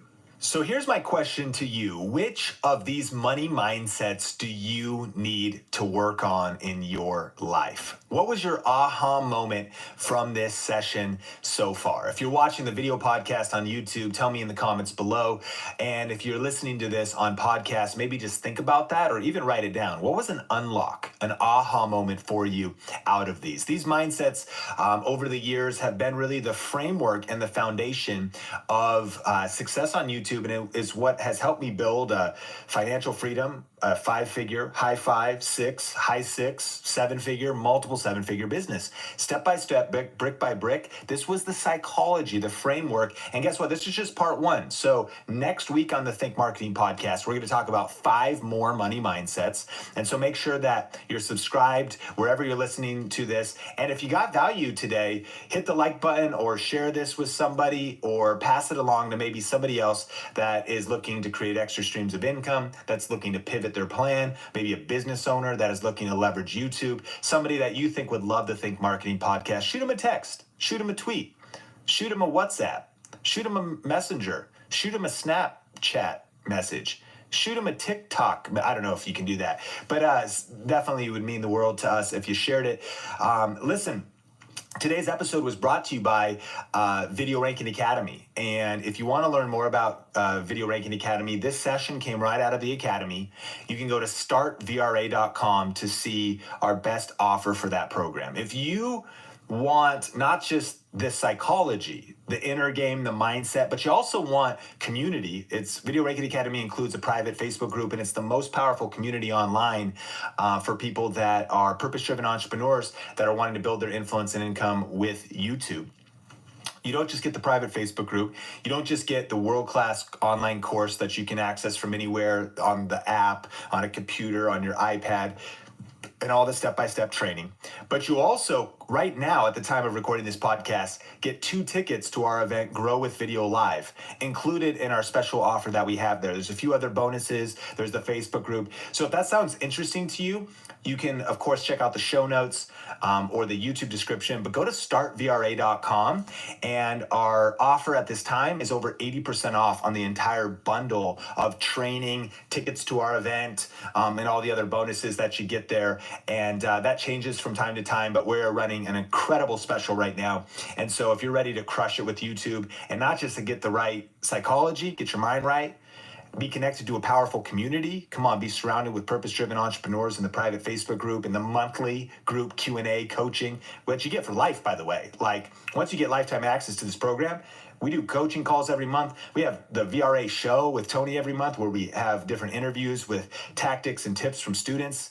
Man, we've got the tip of the week with Tony's tip of the week. It's crazy of everything that's happening. So anyways, go to startvra.com to see all the details and get 80% off of enrollment right now for our signature YouTube course and coaching program. That brings us to the review of the day. Having over 15 years in marketing, I still learn valuable nuggets from Sean and his team every day.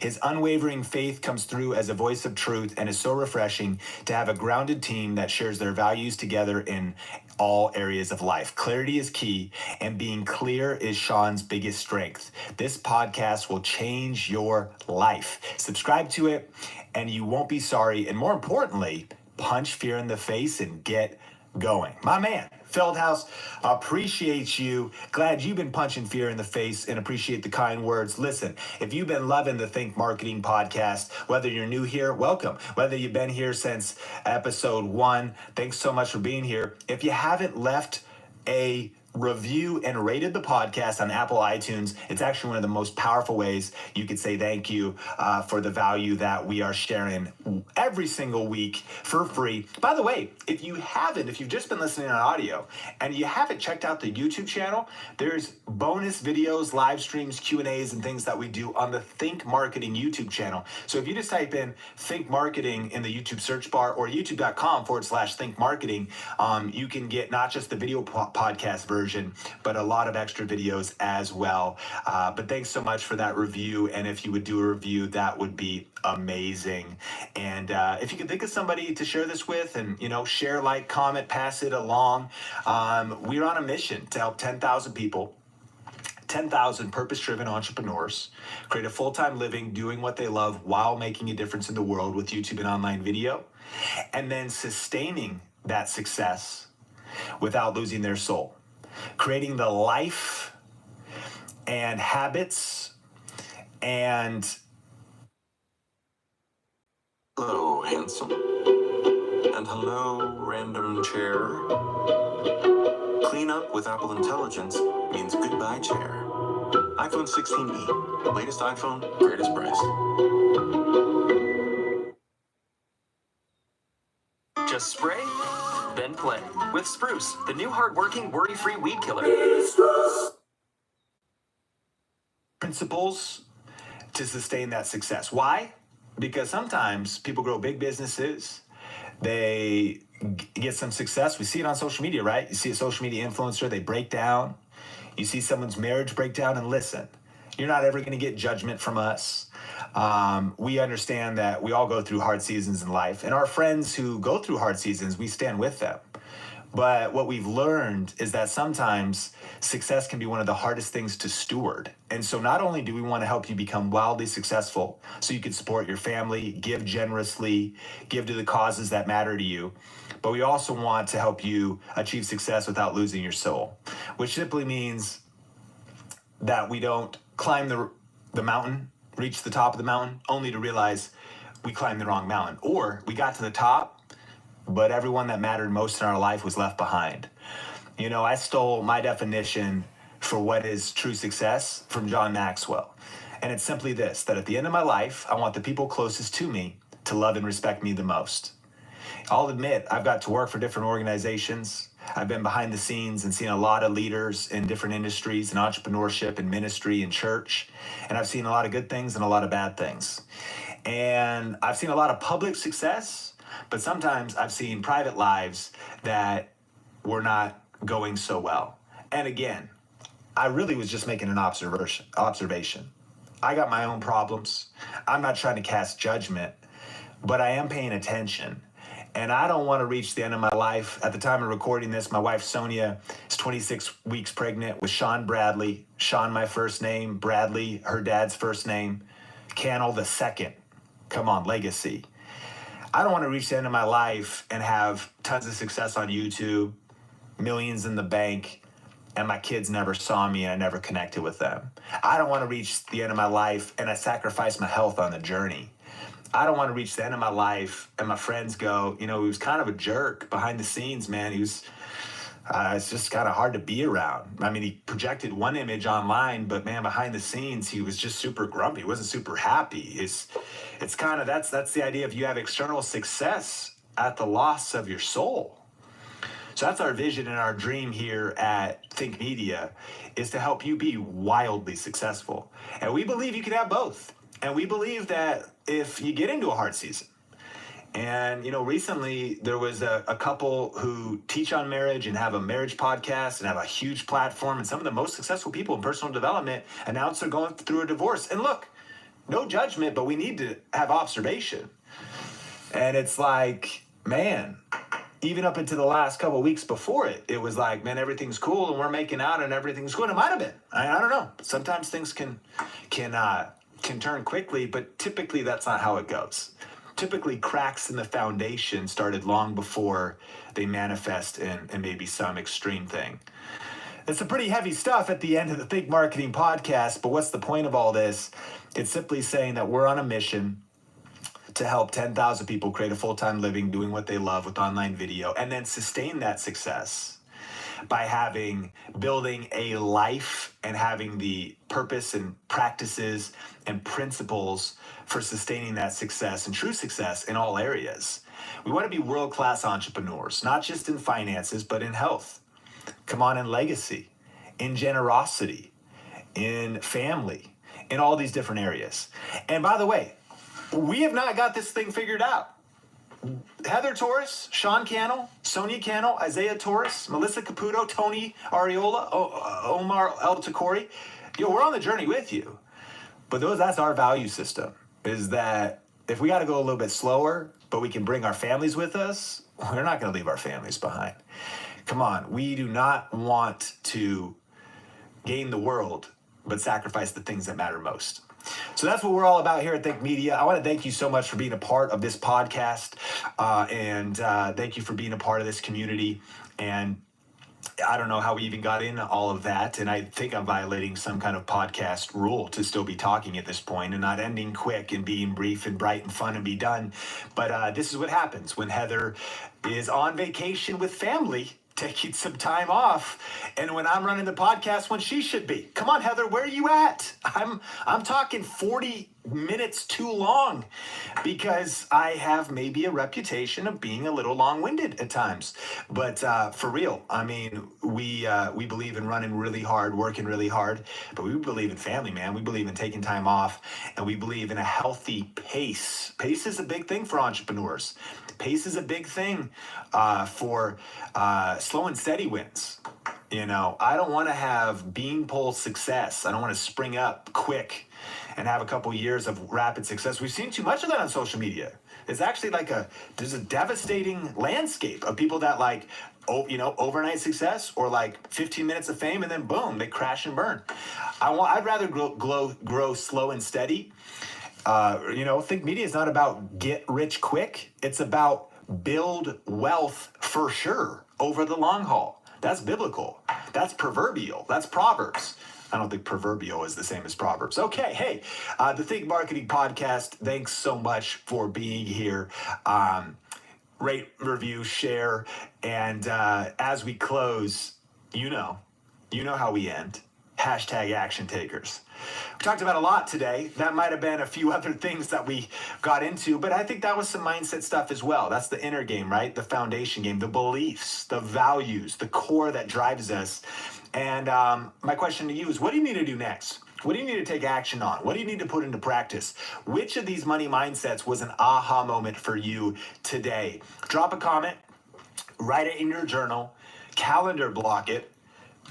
Hey Siri, hey Alexa, remind me to shoot that video, record that podcast, call that person, hire that person, outsource that thing, write that email. I don't know what you need to do, but I know you need to take action, because taking massive action is where you get massive results. I appreciate you so much. Thanks for being a part of the Think Marketing Podcast. Don't miss next week for part 2 of these 5 money mindsets needed to succeed. And until then, keep crushing it, keep smashing it, and we will talk soon. Peace.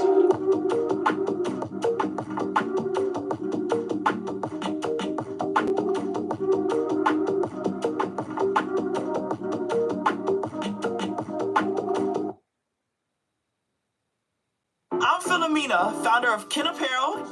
I love my natural hair, but not what hoodies and hats were doing to it. So I made my own satin-lined hoodies and created a business in the process. I've got big dreams, and Chase for Business in Philly was like, all right, how do we get you there? Get financial guidance from bankers in your community and convenient digital tools all in one place. Learn more at chaseforbusiness.com. Make more of what's yours. Real customers compensated. JP Morgan Chase Bank, and a member FDIC.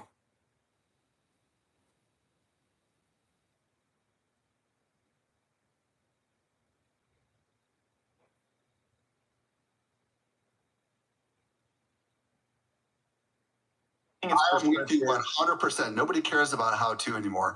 They care about why. They want to know the story. That's the key to the whole thing. When the story is, you're not believe what happened to me, blah blah blah, or this was a hard lesson for me. You start with something like that, boom, you're going to hook people in. And if you're listening and you're like, well, I don't have any extraordinary results, how in your terms of your failures, mistakes, and lessons can be incredibly powerful. So if you're on the journey, here's the one thing I learned from this. Here's the one thing I learned, and so that is a definite 2025 trend. And even as a social media hook, instead of saying here's how to get more views on YouTube, you could say here's how I just got 1,000 views this last month, or here's how I ended up doing 3 sales, even though my channel shrunk. Here's how I shrunk my YouTube channel, but increased my sales in the last 30 days as like an opening hook of content. Or it could even be, here's the thing that absolutely crushed, here's the thing that killed my channel and what I did about it. I mean, like, tell the horror stories. Trust me, everybody wants it. So that's really, really good. And so authenticity is the new currency. And as we go to number 3, I do want to pose a couple questions. If you're listening to this, how can you stop chasing more views, but start actually positioning your content to get the right views? Because right is greater than more, and the algorithms are changing. And then the second big theme is authenticity matters more than ever. So what areas could you maybe create some of your next videos, some of your next content in sharing the real and the raw and really connecting with people? And then the third big mega trend is AI will disrupt everything. What do you mean by that? Well, first of all, it's quite literally true. And if you don't believe it, if you don't believe me now, you will believe me later. Here's first how I want to frame this. If everybody could go back in time and talk to a younger version of themselves, let's say 5, 10 years ago, would you tell yourself, hey, this YouTube thing is going to be kind of big, get started now? Or would you tell yourself, hey, this TikTok thing, this Musical.ly thing, it's kind of big, I think you should start now? You know, what would you tell your younger self, given what you know now about what is hot and popular right now? Well, I'm here to tell you that this is your chance to do that to yourself without having to go back in time. Because almost exactly 2 years ago from the moment this video goes live was November 30th, 2022. And you probably remember what I'm about to talk about because you probably learned about it in December or January. That's when ChatGPT came out. And ChatGPT was one of those, what the heck is this? This is a big deal kind of moments for a lot of us, right? But listen to what Sam Altman, who is the CEO of the company that actually introduced ChatGPT, said in March of 2024. Here's what he said. 95% of what marketers use agencies, strategists, and creative professionals for today will be easily, instantly, and at almost no cost be handled by AI. Okay? That's a quote. That quote is insane. Okay, here he is, okay? And here's what you need to know about him, okay? OpenAI is yet to release the beast, okay? ChatGPT, the way you know it, was probably been in production for 2 years, okay? So you have to understand that there are stuff that they're working on behind the scenes that they know that we do not know. So you have to ask yourself, what does Sam Altman know that the rest of the world doesn't know yet? What's this wake-up call that's going to come? And this is what this really means. What this really means is that a whole new class of creators is about to be born. They're not here yet. In the same way, Photoshop opened up the world of photography in a way that we could never imagine, because all of a sudden Photoshop made everyday people amazing photographers, and Photoshop allowed incredible creative things to happen. And we all probably use Photoshop if we're doing thumbnails and all this kind of stuff, right? And we understand the power of it, right?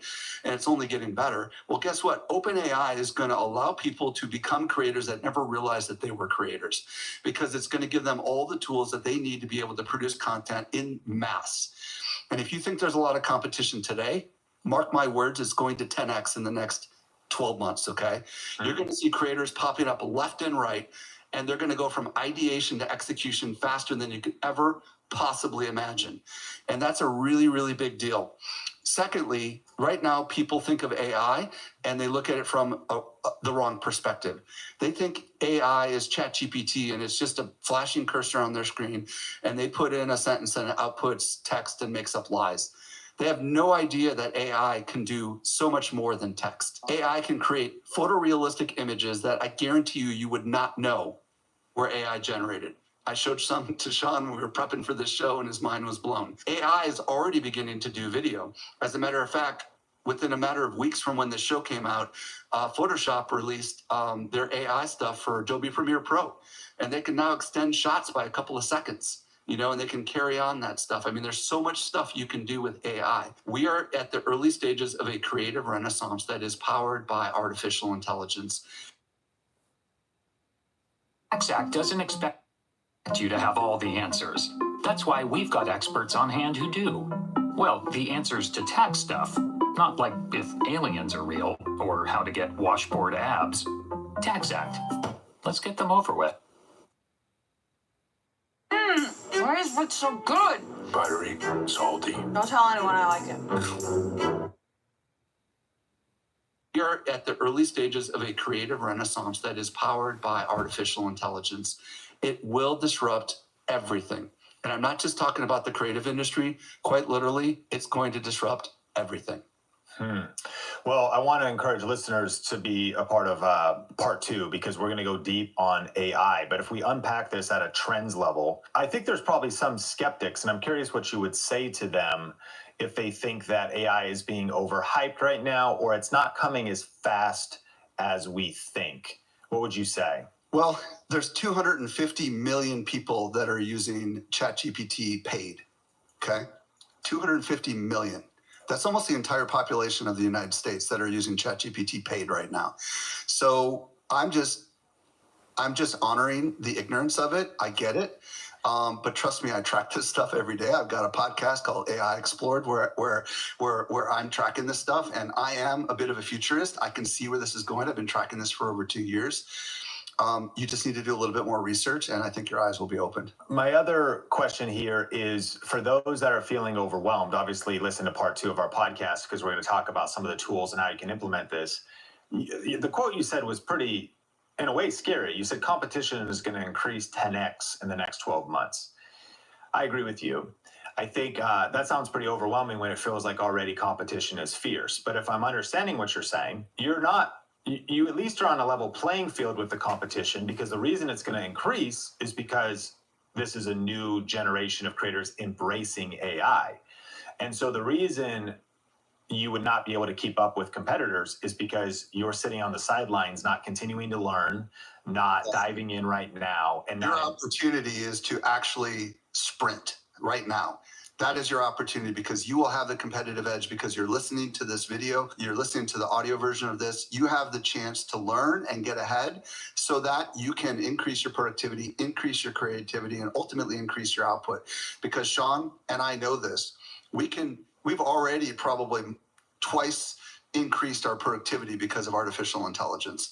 And those creators that are really good with creating content have a chance to really take it to the next level, and you will have an edge over those that do not. And what's amazing is it's not going to take as much time. That's the most important thing. The big fear that's holding people back from creating great content is the amount of time, and now that can all be solved very, very quickly. As we land the plane, just to put a little context around this, I do think that in some cases, AI seems overhyped. Like there's a lot of surface level chatter. There's not a lot of depth there. I'll say this. I think that probably some of my favorite credit card charges that I pay every single month willingly and gladly, because I pay for ChatGPT, I pay for Gemini Advanced, I pay for vidIQ and the AI coach, and my productivity has at least 2 to 4x. And I'm already an assassin. I think already amongst maybe some, they might say, you're putting out a decent amount of content. You're putting out a decent amount of consistently ranking videos, reinventing yourself. But AI has blown my mind. And I recently had a conversation with, Benji Travis, co-author of YouTube Secrets as well. And I was talking about how, I think the mistake people make in AI is they think, like you said, it's a blinking cursor and they just put the sentence into it. I said, I'm giving 5-minute prompts. I'm talking to AI all the time right now. Might sound funny, but I talk to AI more than my friends, and I talk to AI. Verbal audio prompts. Yeah, it talks back to you. Yeah, I talk to AI, and I have business conversations. I have strategic conversations. It's making me a better communicator with my team in Slack, consolidating my ideas. I recently just planned out 20 videos in depth, raising the quality of the videos based off questions that I just found on the internet and creating content around that. I'll admit the learning curve is real. So like you said, you got to sprint. And I think probably one of the biggest vulnerabilities, I'm 40 and I could just say as I age, you can feel the temptation to be like, it's hard to teach an old dog new tricks. And sometimes you wish it was like it used to be. Sometimes I started editing video back when Adobe Premiere came on CD-ROMs, and there was no Creative Cloud. There was actually no cloud. You ordered the CDs, they were shipped to your house or business, and you put them in your CD-ROM to install your software. And now, even the embracing of the fact that what used to take 3 hours in video editing in some context takes 3 minutes, and realizing, man, I got to reinvent myself. I got to keep learning. That's one thing I respect about you, is that you understand that like, man, if you, Eric Ries, who wrote The Lean Startup, said the only way to win is to learn faster than anybody else. So I think there's one thing I need to share here, which is really fascinating for any skeptic. Google just bought a nuclear power plant. Okay. And big corporations are spending billions of dollars buying NVIDIA chips. NVIDIA is now one of the largest companies in the world. It's the second largest company in the world by market cap behind Apple. Okay. They are the ones. Why is Google buying nuclear power plants? Why are these huge corporations spending tens of billions of dollars buying NVIDIA chips? Because they understand what we do not yet understand, that artificial intelligence requires enormous amount of power and requires enormous amount of investment. If these huge corporations, the biggest corporations in the world, Elon Musk spent billions developing factories, for lack of better words, that power these AI chips so we can get into the race. Mark Zuckerberg is spending billions of his riches to develop open source AI models. This is the biggest land race that has ever happened in the history of the world. So if they are doing that, they see something the rest of us do not, and it's crazy. All you gotta do is a little research on what I just talked about. It's an incredible opportunity. It's going to transform everything. And now is the time to get in. Well, listen, check out the show notes to watch part 2 or listen, and it'll be out perhaps in a week, depending on when you listen to this episode. Michael, if people want to follow you, follow your podcast, all the different stuff you're doing, give it a shout out and roll call. Yeah, AI Explored, wherever you listen to podcasts, or you can check out our YouTube channel, which is small right now at AI Examiner. Amazing. And Think Media Podcast, subscribe, like, share, review, wherever you watch or listen. Make sure to check out the second part of my conversation, all about the best AI tools for creators and how to start learning about this so you can sprint and seize this opportunity. My name is Sean Cannell, your guide to building a profitable YouTube channel. This is the Think Media Podcast, and we'll catch you in the next one. And bumps?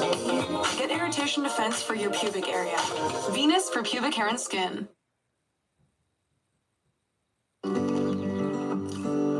I was a flower grown wild and free, I'd want you to be my sweet honeybee. And if I was a tree grown tall and green, all I want is you to shade me and be my lead.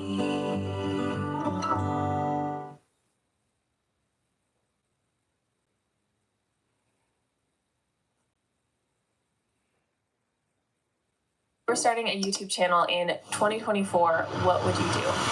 One of the biggest opportunities if you want to succeed on YouTube is consolidating time and saving people time. Here's what I mean. What if my first videos suck? They will. Your first videos will be your worst videos. You're going to be terrible. But the recipe to get to success is suck, success. How do I write good titles? That's something to master. How do I make good thumbnails that get people to click? That's something to master. But there's something more important than all of that.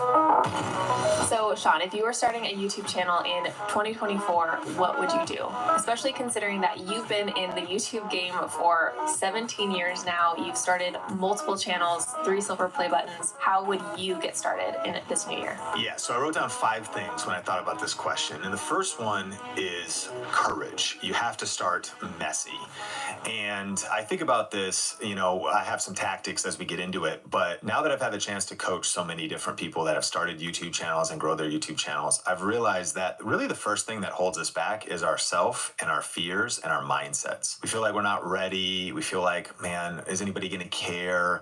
We feel like, am I going to be judged? Is there going to be negative comments? And these are all legitimate mindsets, but you're not going to get results if you don't start. You're never going to know if you don't start. everything that you want in life is outside of your comfort zone. So I do want to lay a foundation that you got to start before you're ready. You got to start messy. You probably have a million questions. Even if you've already been subscribed to the Think Media podcast or other channel for a while, you still probably are like, but what about this? But what about that? You have to just start. And my second tip is clarity, and we can hit that one in a second. But the reason that I say start messy is there's really two kinds of people. Maybe you're already a professional, a business owner. So you're already know you're in real estate. You already are in carpentry, and so you know, like, you're going to start a DIY channel helping people fix stuff around the home. You know that you're going to start a real estate channel to get leads, clients, and sales in your local community. You know you're a musician that uses Ableton, so you want to start doing music tutorials. Like, you already have clarity. So if you have that, we can dial that in when we get there in a second. But there's this whole other category where, you know, someone's listening to this, they know they want to start, but they're unsure. They have a million questions about what niche, what topic, what about this, what about that. And I would encourage you to just start posting videos. Just try something. Don't overthink it, because we do learn by doing. And I know for me, because I didn't have fierce clarity when I started, I just started posting random videos on my Sean Cannell channel. There's a million lessons of mistakes I made, but the benefit of that was I started to learn how to film. I learned how to edit. I experimented with this topic, that topic. And even though the brand ended up being kind of not great and the niche wasn't really clear and I was all over the place, and that wasn't my successful YouTube channel, I haven't even uploaded there in years. It was a personal development experience, a skill development experience. And I like to say I have 4 YouTube channels that helped me eventually start a successful one. So absolutely, in 2024, start as soon as possible. Don't put it off. Don't just watch YouTube videos. Don't just consume information. We learn by doing. Take action, press record. It takes courage. You got to get uncomfortable. So just start. So this is one of the most common pieces of advice that you give people, is that they have to just start. And so it might sound like the kind of thing that we just kind of push to the side, like, yeah, of course Sean's going to say that. But I would just challenge everybody who's listening to this, like, yeah, but have you actually done it yet? Because it is actually so underrated that you just have to keep doing it and keep doing it week after week, right, Sean? And so it's that showing up every week, even though you are afraid or it hasn't been going as well. So continuous courage. And so what is point number 2? Yeah, so point number 2 is clarity. And here's what I mean. If you've started and if you have maybe a few things that are under your belt, like you're comfortable, you figured out your camera, it may just be your smartphone. You've maybe figured out that you're going to just edit videos simply on your phone or use CapCut. I love that as a mobile video editor, something like that. You maybe have shot a few videos, so you've overcome some hurdles in camera confidence, etc. You know, the title of this talk is like, if I was starting from scratch, what would I do? So I thought what we could do is we could look and process a channel that I've always dreamed of starting, but as a dad with a 3-year-old, 1-year-old, this video podcast or other channel running the company, it's just a dream and it's on the side, and I got enough going on with the niche I'm in. But I think about, you want to get clear on what is the best channel for you related to your passions. What is the best channel for you related to things that'll keep you curious? Ask yourself, will I still be interested and fascinated by this and willing to research this and loving to study this and read about it? Like, you don't have to be an expert, but if you're curious and you love it and you're interested in it, I think that's the superpower. So I'm passionate about it. I'm curious. I geek out on it. It's a personal thing that I like to research and study and would love to share about. And it's also a way to make money. Now, that's just making the assumption that that would be the desire. How do I start a successful YouTube channel in 2024 and a profitable YouTube channel? So the case study for me would be, I would start a channel on biohacking in the health niche, focusing on maybe nootropics, which are like these brain vitamins. There's different, sometimes it might be in liquid form, pill form. But this kind of category would be, in a way, ice baths, red light therapy, PEMF mats, brain drugs, nootropics, all this different stuff. Because that's also like something I personally, as an entrepreneur that wants to be at high performance, something I also like, I don't know, it's almost like a hobby. And I like to read about it and research it and watch stuff. So having clarity for the listener, what channel, what topic best fits at the intersection of your passion, your proficiency, what keeps you curious, what you're good at, what you put some time on. I don't know if I'm good at biohacking, but I've got a few years under my belt. I've got some knowledge under my belt. And one of the myths is you have to be an expert. I wouldn't even call myself an expert. I have some tips to share that actually help when you're not an expert and why you can still create a great channel.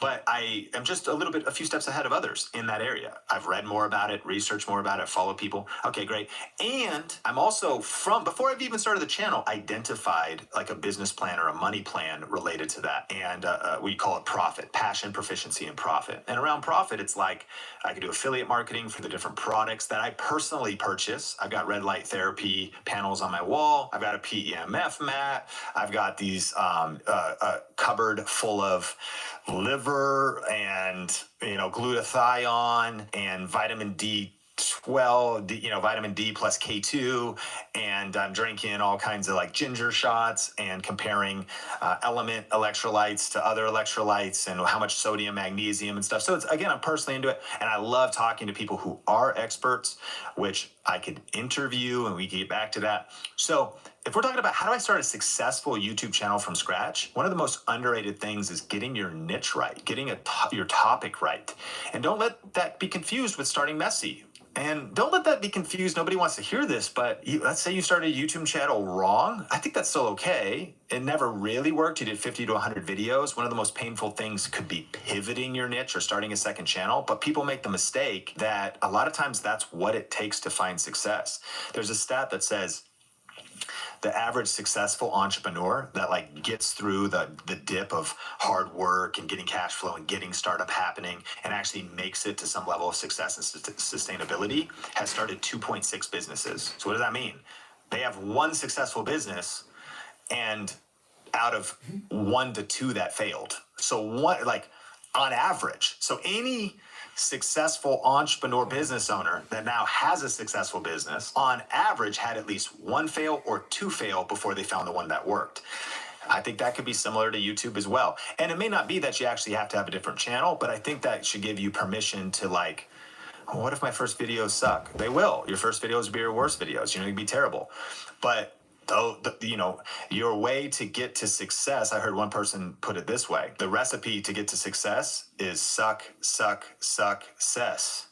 Your first 3 or 30 videos might suck. They might not be very good, but that's what leads to success. So start before you're ready, then dial in that clarity. And so that would be the niche that I choose. I would pick that niche, and I'll explain why in a little bit, but that would be tip number 2. Get clear on your niche, get clear on who your channel's for, what problem does it solve, and get clear that, again, if you want this to be financially viable, come up with a money plan, come up with kind of a business plan for your channel ahead of time to start with the end in mind, look down the road, what is it you want to build, and start a channel intelligently and strategically by thinking through some of those things. I think it's key what you're saying about the ability to pivot, that 1 out of those 3 business ideas is the one that takes off, but there's 2 failed ones in there, because so many people ask us I have this channel already and I don't know what to do with it. So we're saying, then don't do that channel. If follow all of the advice, listen to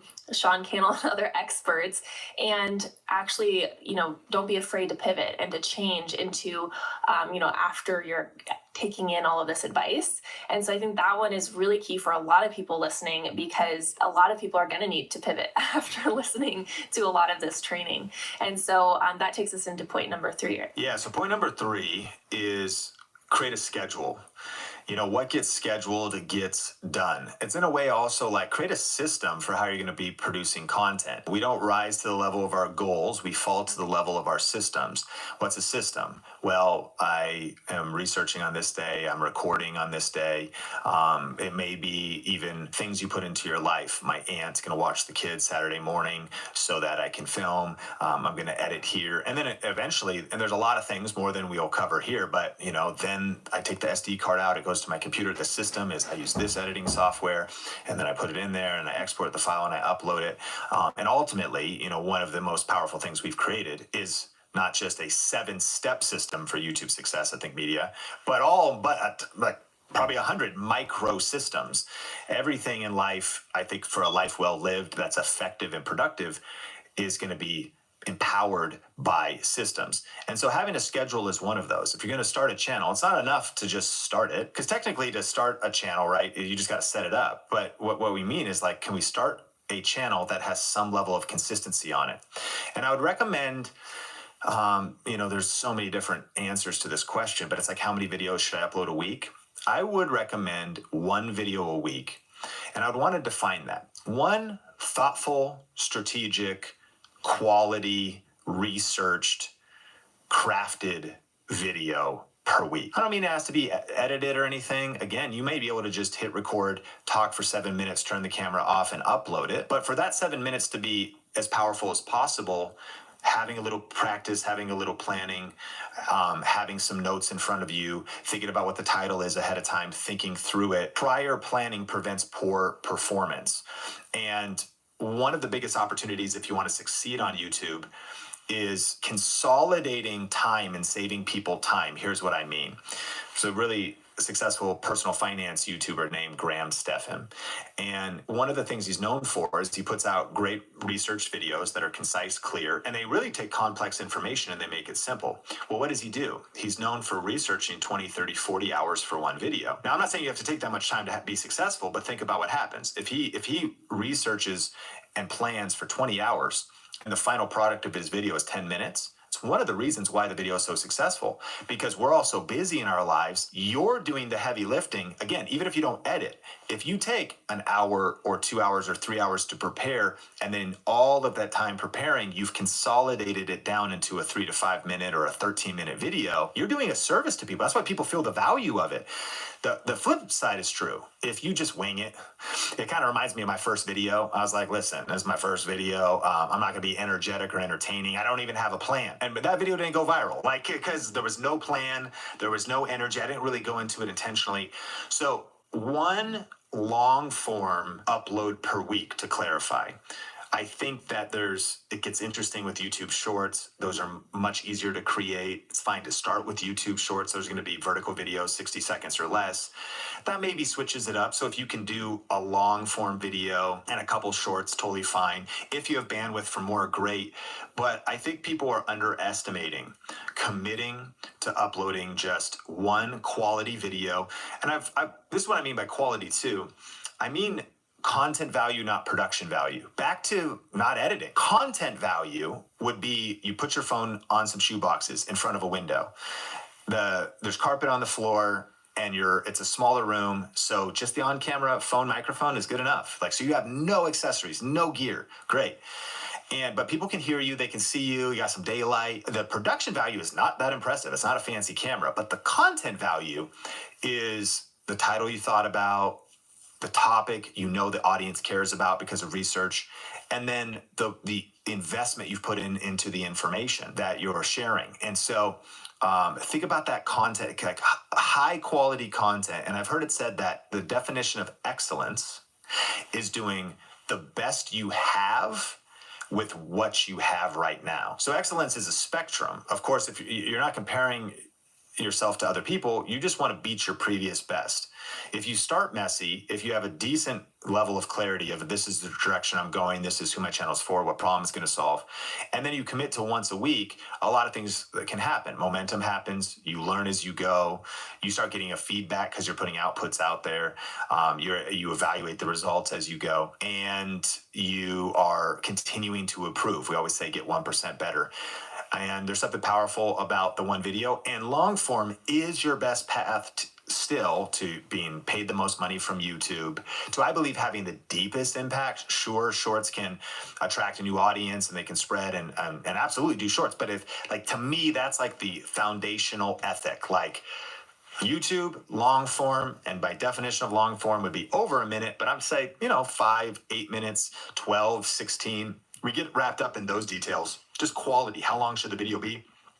And for me, back on my nootropic biohacking channel, I start thinking about, okay, what are the opportunities, which actually I think that's a future point, but that would be number 3. So schedule. If baseline, upload 1 high effort based on the resources you have and the time you have, video per week, and commit to that, you're going to see crazy momentum over the next year. Awesome. So number 5 or point number 4, is that what we're on? Yeah, so point number 4, that's right. Okay.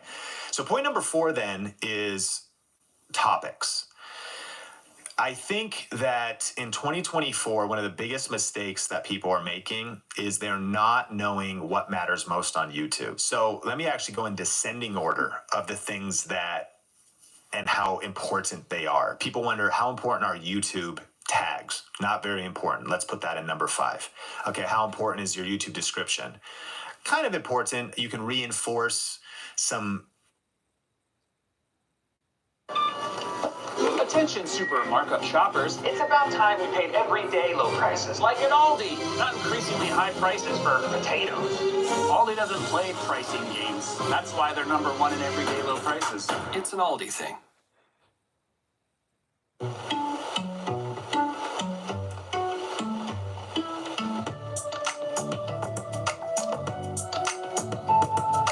Write anywhere with Active Canvas.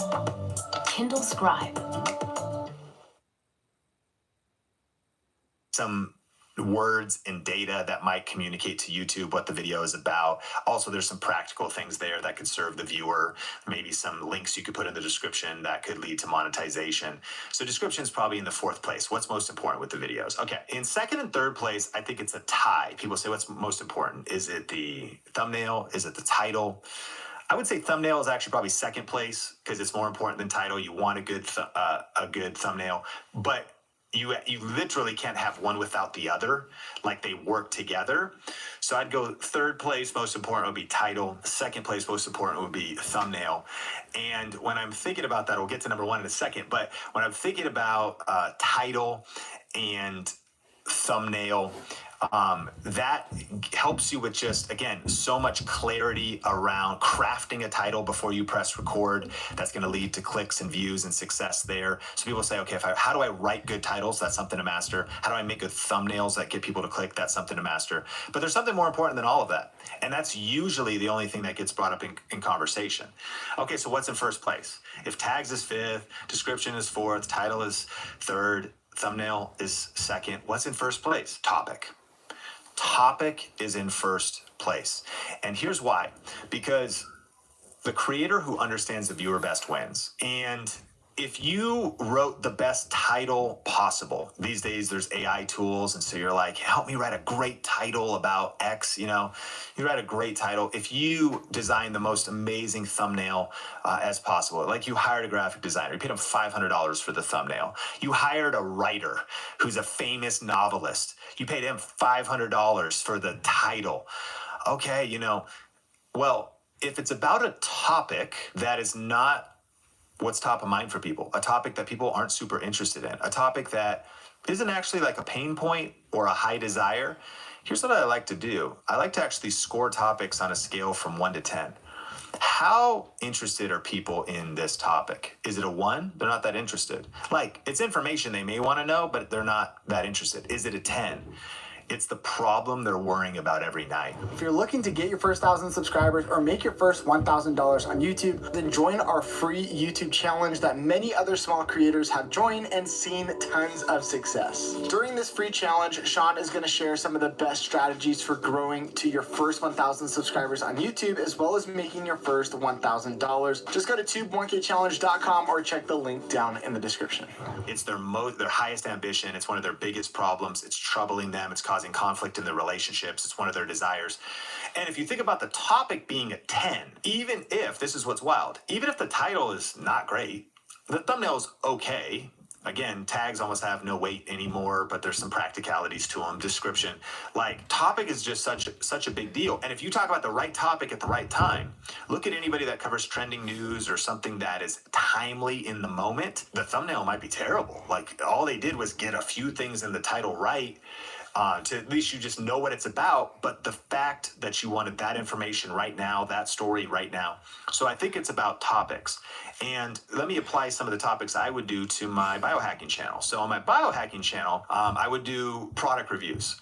Again, I love these. We call it RSP, review specific products, because there are products that help you. I am personally a shopper. I've purchased red light therapy panels. I love them. I would review them, talk about my experience. But there's also a reason I would do this, because it would add value. Notice we got our clarity right, and I picked a topic that is related, a channel topic that is related to products. Like if you're going to biohack, you can do you could get into the sun, you could go into a cold river to cold plunge, you could do a lot of things that are natural, but there's also a lot of things, which those are great videos too, but there's also a lot of things that are purchasable products that don't just serve the viewer, but are also monetizable from the start. So I could review specific products, tap into like affiliate marketing. I would do interviews.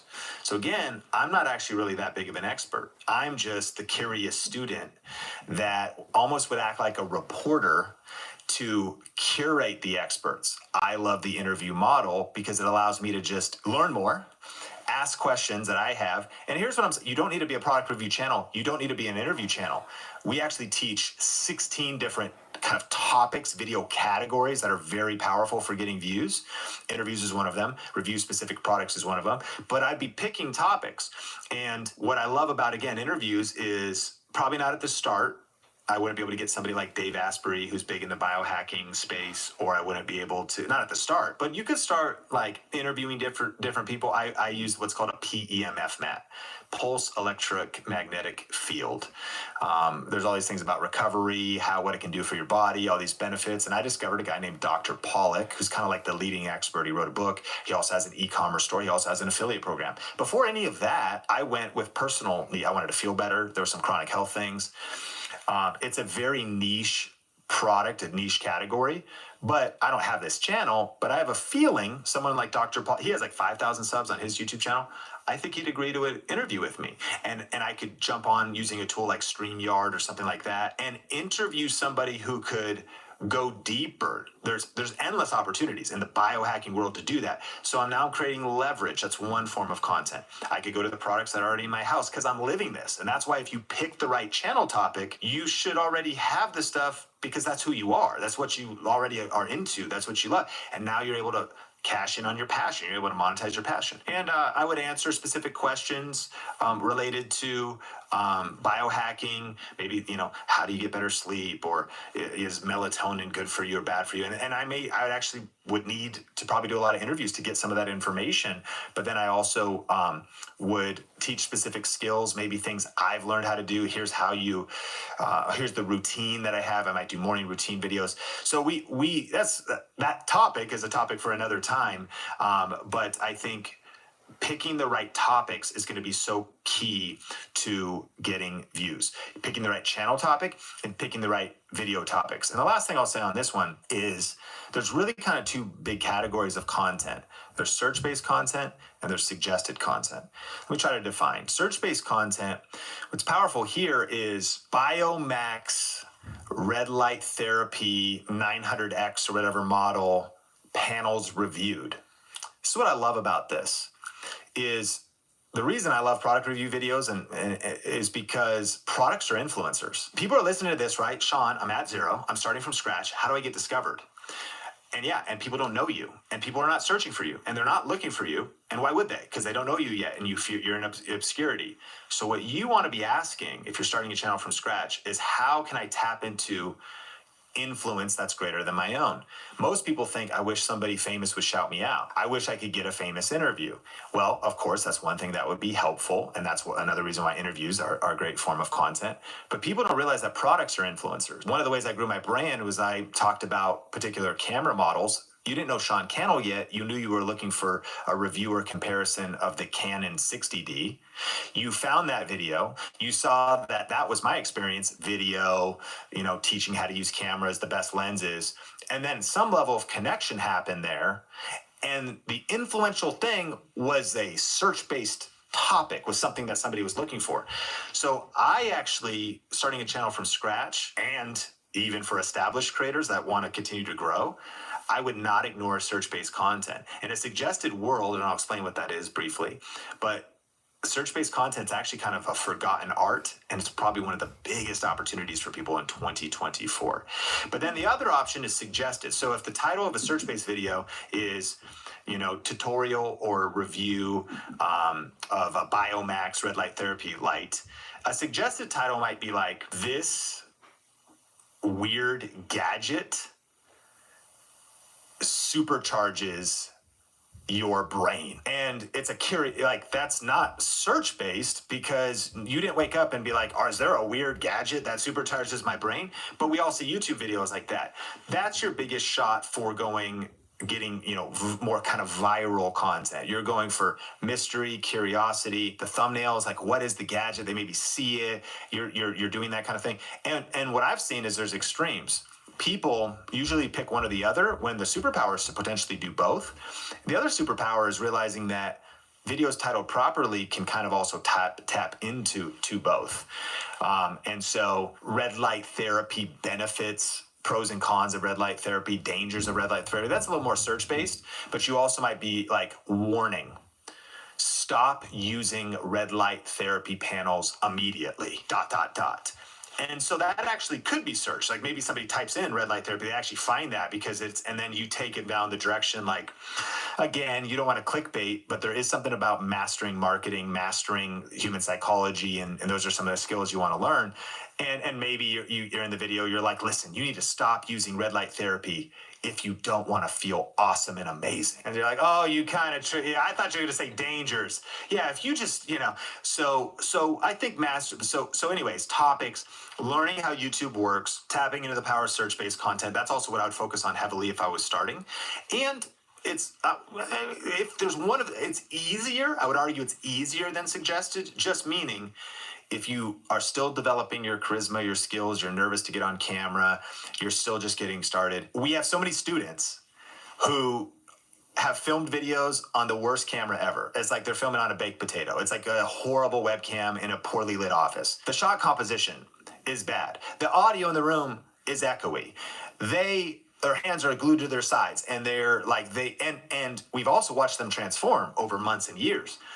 But even when they start that way, if they have good information and they're really clear on how that information is going to help somebody, we've seen videos with 300,000 views because they got their topic right and they put good information behind it because it was searching for a particular pain point. And again, suggested may not be suggested. You may not go as viral if the video is, kind of boring. I mean, make it a goal to not be boring. But there's plenty of kind of practical videos that are pretty boring that still get millions of views, just because they're helpful and people will endure it, and it allows you to actually grow, get views, maybe even start making money while you're also developing your skills. So anyways, we've said a lot, but number 4, pick the right topics, master coming up with the right video topics for your audience, tap into search-based, tap into suggested, and definitely subscribe and stick around because that's, we have a lot on that. Yes, we talk a lot about pain points. So problem and solution. Your channel should identify a problem and I'd also present the solution, and every video should do that as well. And so no matter what, like channel topic, video topic, we always recommend that people think about problem and solution, right? Which is why you're saying like that search-based content is really going to be where the money is for most people starting a new channel. And so as we get into our last point, I would just say, Sean, that all of these topics, you mentioned there's 16 different video types that we go through and that we teach people. Each one of those, you could have one pain point and you come at it 16 different ways. So there's so many different ways to tackle one topic and one pain point. And we do talk through all of that inside of our course, Video Ranking Academy. And so going deep into each one of those and the structure of each one of those videos is something that we can walk people through, as well as picking your right topic and actually every one of these points we could go deeper inside of our course. And so I think we'll have a link in that if anybody wants to check it out, but you can take us into point number 5. Yes. Okay. So number 1, courage, start messy. Number 2, clarity. Get clear on who and what, who's your channel for, what problem does it solve. 1 video per week, or just get your schedule dialed in, topics. And then finally, if I'm starting a channel from scratch, extreme focus. That's my number 5, extreme focus. And I learned this the hard way. So this kind of makes me think about my journey on YouTube. The first channel I started was in 2007 from my church. That was pretty focused because that was the only channel I was doing. And it was a clear reason. That, by the way, back to clarity, it actually was clear what we were trying to do with it. Like give people a way to watch the sermons, upload, different videos we had. It was so early YouTube too. We weren't really doing much strategic, but it was kind of like a resource, a way to send the videos out, email videos, really early days. But then as I started to get into starting my own channels, I started my personal channel. I started a Clear Vision Media channel for my business, which is like a portfolio of my video production business. Then I started a channel called Think International with my friend Jeff Morris, which was like a faith-based channel interviewing pastors and leaders and authors kind of in the Christian world. And out of Think International, I started getting questions about cameras and what gear we were using to produce those videos. My background had been, by that time, in video for about 7 years, video production. So that led to the start of Think Media. Fast forward a few years later, and I started a side project with my friend Benji called Video Influencers. But here's what we just listed out. I would say that maybe around 2015, I was trying to actually simultaneously run all 4 of those channels.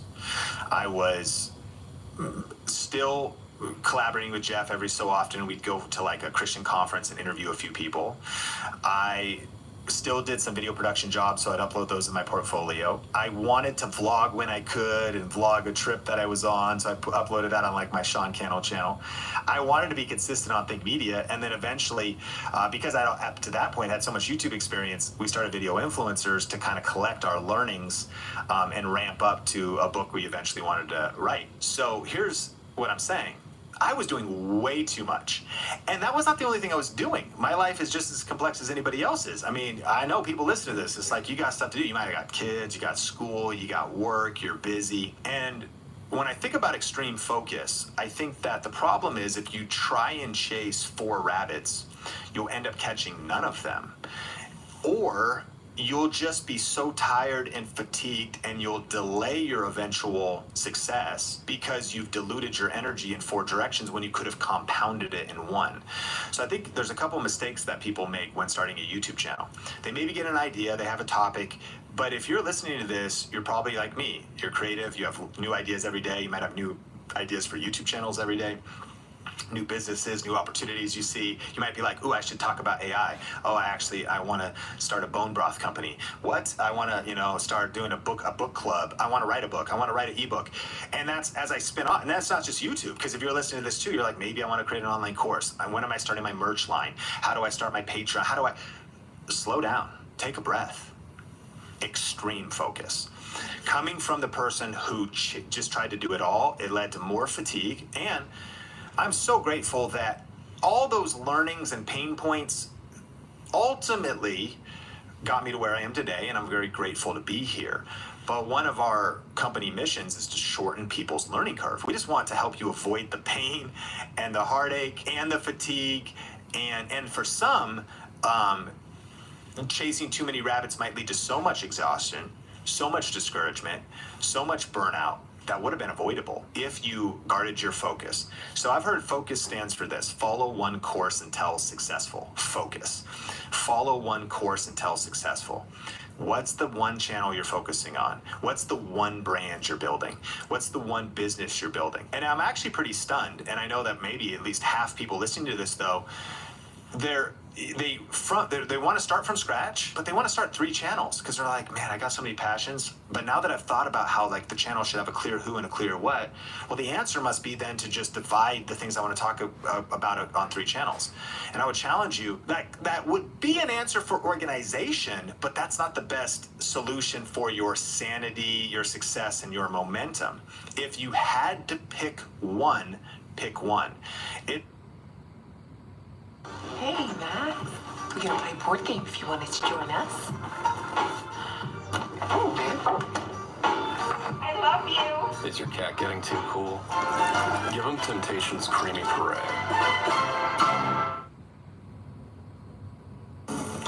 Maya knows how quality care can bring out a smile. Good thing Aspen Dental offers affordable complete care all in one place, with 20% off treatment plans for everyone. Loving our patients unconditionally. Another way Aspen Dental is in your corner. pick one. It's hard enough to make one business successful. Why are you trying to make two businesses successful? It's hard enough to make one marriage successful. I guess if you're into polygamy, why are you trying to make three marriages successful? I don't know what people got going on. Or three. It's hard enough to make one wife happy. Why are you trying to make so my wife Sonia actually always, she's kind of into the polygamy shows, you know, Sister Wives and stuff like that. And she's like, I just can't even imagine the dynamics, but all these different things. It's like, yo, you should pick one, you know, focus, you know. I actually heard Dr. Phil put it this way, and I mean, I'm just quoting him here, but this is the way he said it. He said, God gave you one ass, so pick a horse and ride it. You can't ride two horses. And so God gave you one butt, one rear end, pick your horse.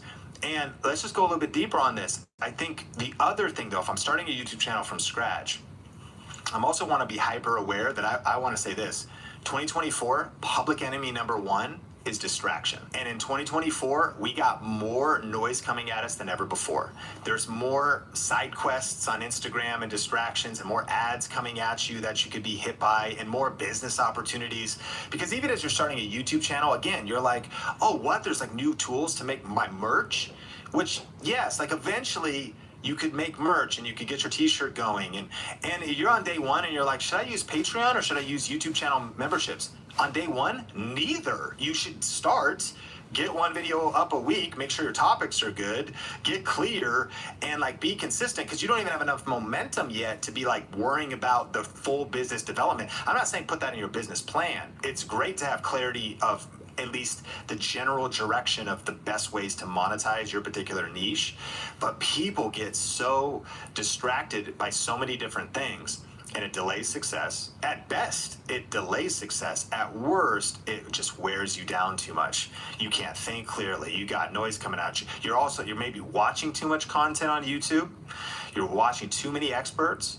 You're reading too many books. You're buying too many books. These are like all things that I've done myself. You're going too many directions at once. Let's make 2024 entirely different. You want to start a successful YouTube channel? I would challenge you to narrow the scope of even who you're learning from. Many people have many different paths of how to get to a particular objective, but like pick one.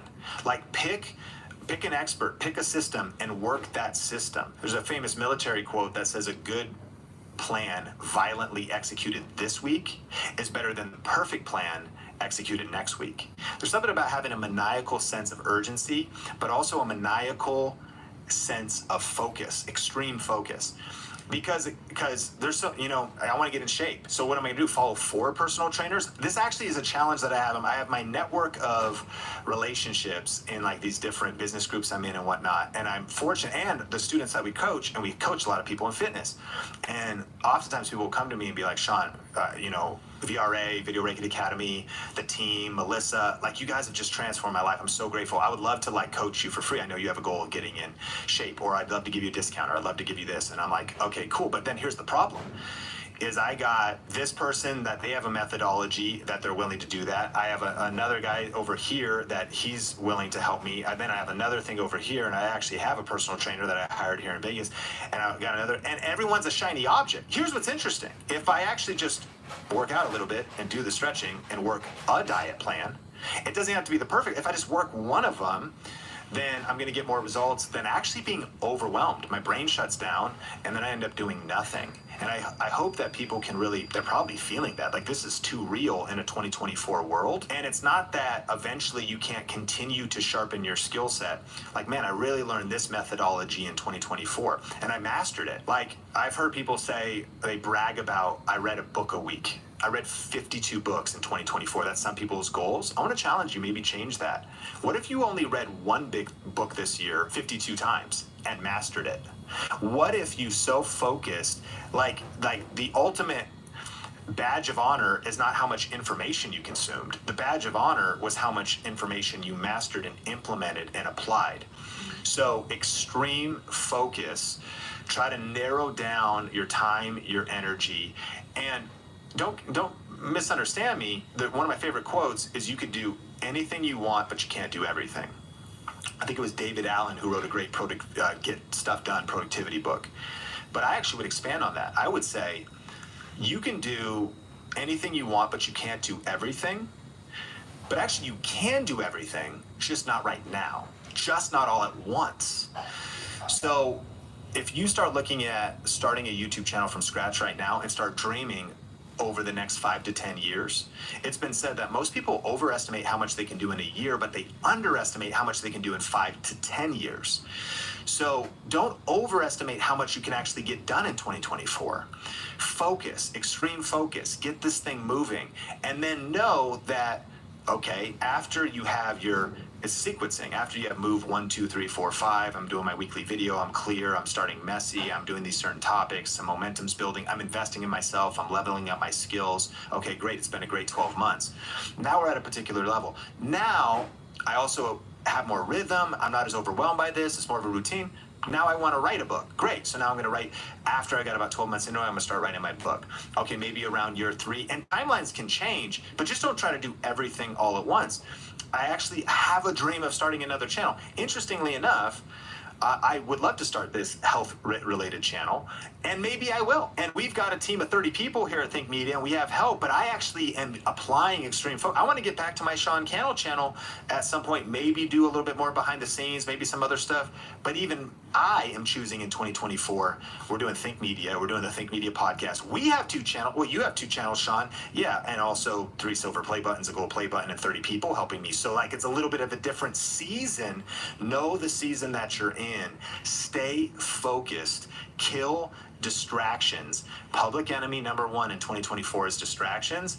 The external distractions and the internal distractions of you doing too many projects, too many things all at once. Keep it simple and focus. So we've got 5 points for everybody who's thinking about starting, actually who should be starting a YouTube channel in 2024.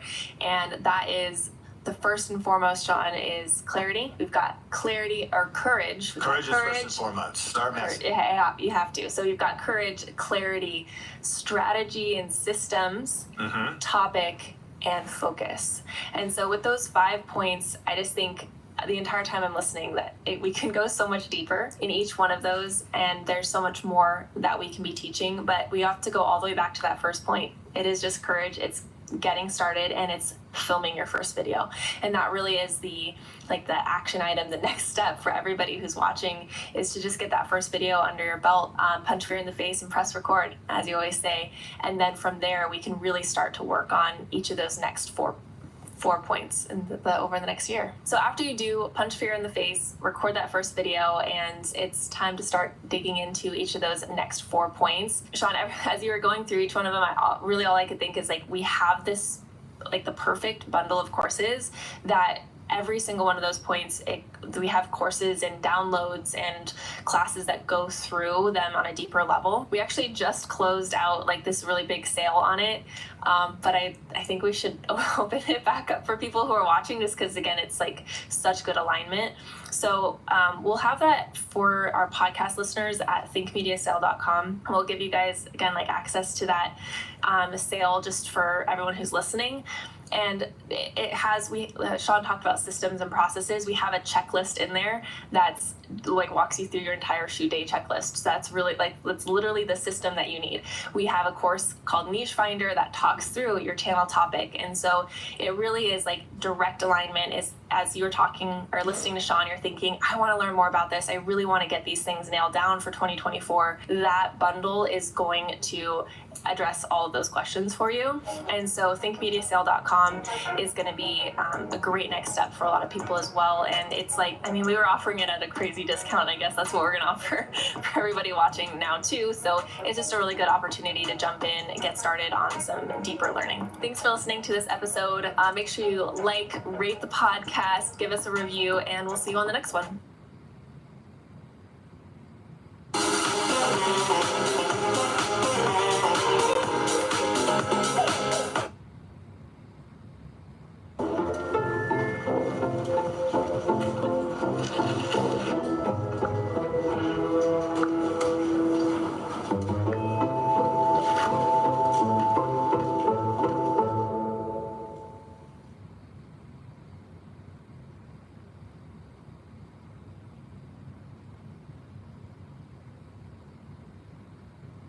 Too late to start YouTube in 2024?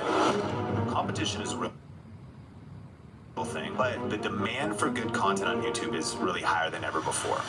Over the next 3 to 4 years, the creator economy is going to double and be a $500 billion industry. It's just getting started, and actually it's maybe one of the best times to start. In this episode, we're going to answer the question, is it too late to start YouTube in 2024? And we're going to talk about the pros and cons of starting on YouTube right now. I'm sitting here with Sean Cannell, who's been doing YouTube for 17 years, has 3 silver play buttons and a gold play button, and has built an entire 30-person company based on YouTube. So, Sean, I think you are well qualified to answer the question, is it too late to start YouTube in 2024? Well, short answer is it's not too late, but I don't expect anybody listening to this to just take that short answer. So if we unpack that from a couple ways, I've got some stats to share, and then a list of pros, a list of cons. So let's actually start with the stats. Going into 2024, YouTube now has 2.7 billion monthly active users. That's a crazy number. 52% of internet users, period, log into YouTube at least once a month. So really, I think one of the mindsets and questions to ask is supply and demand. How much supply, how much demand of content is there on YouTube? And so competition is a real thing. We'll get to that later in the cons. But the good news is that YouTube, the demand for good content on YouTube is really higher than ever before. And it continues to increase because it increases at the rate of new movies, new shows, new marketing tactics, new things in the real estate environment, new hobbies, new side hustles. Like there's always new things people are interested in. And that's a lot of people. One other thing to know is that ask yourself, who's the largest YouTube channel, period? A lot of people's answer is Mr. Beast for a singular channel and an individual, although he's a team now. He's up, 200 million, or close to that, maybe a little higher. That's pretty big. It's not the biggest. You also have like E-Series. That's kind of an Indian channel. But I think maybe Cocomelon is the biggest. And I'm a pretty big Cocomelon fan these days. Blippi Cocomelon, because I got a 3-year-old. And so when I think about, okay, if the largest channel on YouTube is, let's just call it 250 million subscribers, that is actually still just a drop in the bucket compared to 2.7 billion people that are watching YouTube monthly and logging in. Okay, and so what does that mean? It also means that as big as you think, when you think like everybody must watch this person, oh, my favorite YouTuber that's got millions of subscribers, everybody knows about them. No, they don't, because there's so many diverse people. So when I do think about the opportunity, not everybody wants to watch Cocomelon or Mr. Beast. Not everybody likes his content. Some people want to learn, they want to be educated, they're into really indie type of music, they're into indie gaming, all kinds of different niches. So I just think it's like it's hard to wrap our mind around the billion number. 2.7 billion people, it's a lot of people to reach. And then the question is just like, okay, so how do I carve out my small piece of that pie? How can I one of the things we teach is how to make big money with a small audience, how to really identify your niche. So that's thing one. I think some other stats to know is that YouTube is available in over 80 native languages. So there's and available in over 100 countries, I believe. So, and maybe it's all of them, but I'm kind of messing with the stat there. But the 80 languages thing is there's the YouTube Mexico channel, for example, which is different than YouTube.com in the US. And all of that to say is that the international opportunity is real. I spoke at VidCon 2023, the last one, and one of the biggest things on the industry floor was talking about just the international consumption, the international distribution. So if you want to start a channel in English, great. But if you want to start a channel in a different country or a different language, that opportunity is massive in 2024 as well. Then you also think about TubeFilter has a old stat, and they haven't updated this one, but that over 200 million people have earned money in the creator economy. So do we need to learn some skills? For sure. Do we need to learn how to make good videos and hack the algorithm and all of that stuff? Yeah. But maybe a better way to articulate the amount of money to be made, not that that's the only metric of success. Can you start a YouTube channel as a hobby and have fun in 2024? Of course. But can you start a profitable channel? Yes. And it was Yahoo Finance that revealed that the creator economy and creator economy businesses are the fastest growing small business type right now. So this is exciting because you could, in 2024, what do you try to achieve? Do you want to open up a coffee shop? Do you want to open up a flower shop? Do you want to rent some commercial space? Do you want to be a franchisor, a franchisee of a Subway, or these different things you could do? Or do you want to start a creator business? Well, if you're listening to this video podcast, then you're thinking about getting into YouTube. And a quick tip there is, I think one of the most powerful ways you can start YouTube is with a business mindset. Not many start, they think, oh, it's going to be a side hustle, it's going to be a hobby. Fine, but Yahoo Finance said this is the fastest growing business type. And I found that by shifting your mindset from kind of like, oh, I'm just dabbling in a hobby, to I want to dominate this as a business, forces you to think a little bit different. Okay, what skills do I need? How could I approach this strategically? How could I approach this more intentionally? And so this is the fastest growing small business type, and that is continuing into 2024. That speaks to the opportunity of starting and growing, but also the opportunity of making money. But probably the most significant recent YouTube stat that shook me to the core was Goldman Sachs research revealing that over the next 3 to 4 years, the creator economy is going to double and be a $500 billion industry. So let's unpack that. First of all, right now they revealed, and this is Wall Street, people that are smarter than me, smarter than us. Here we are sitting in Las Vegas in our video podcast studio.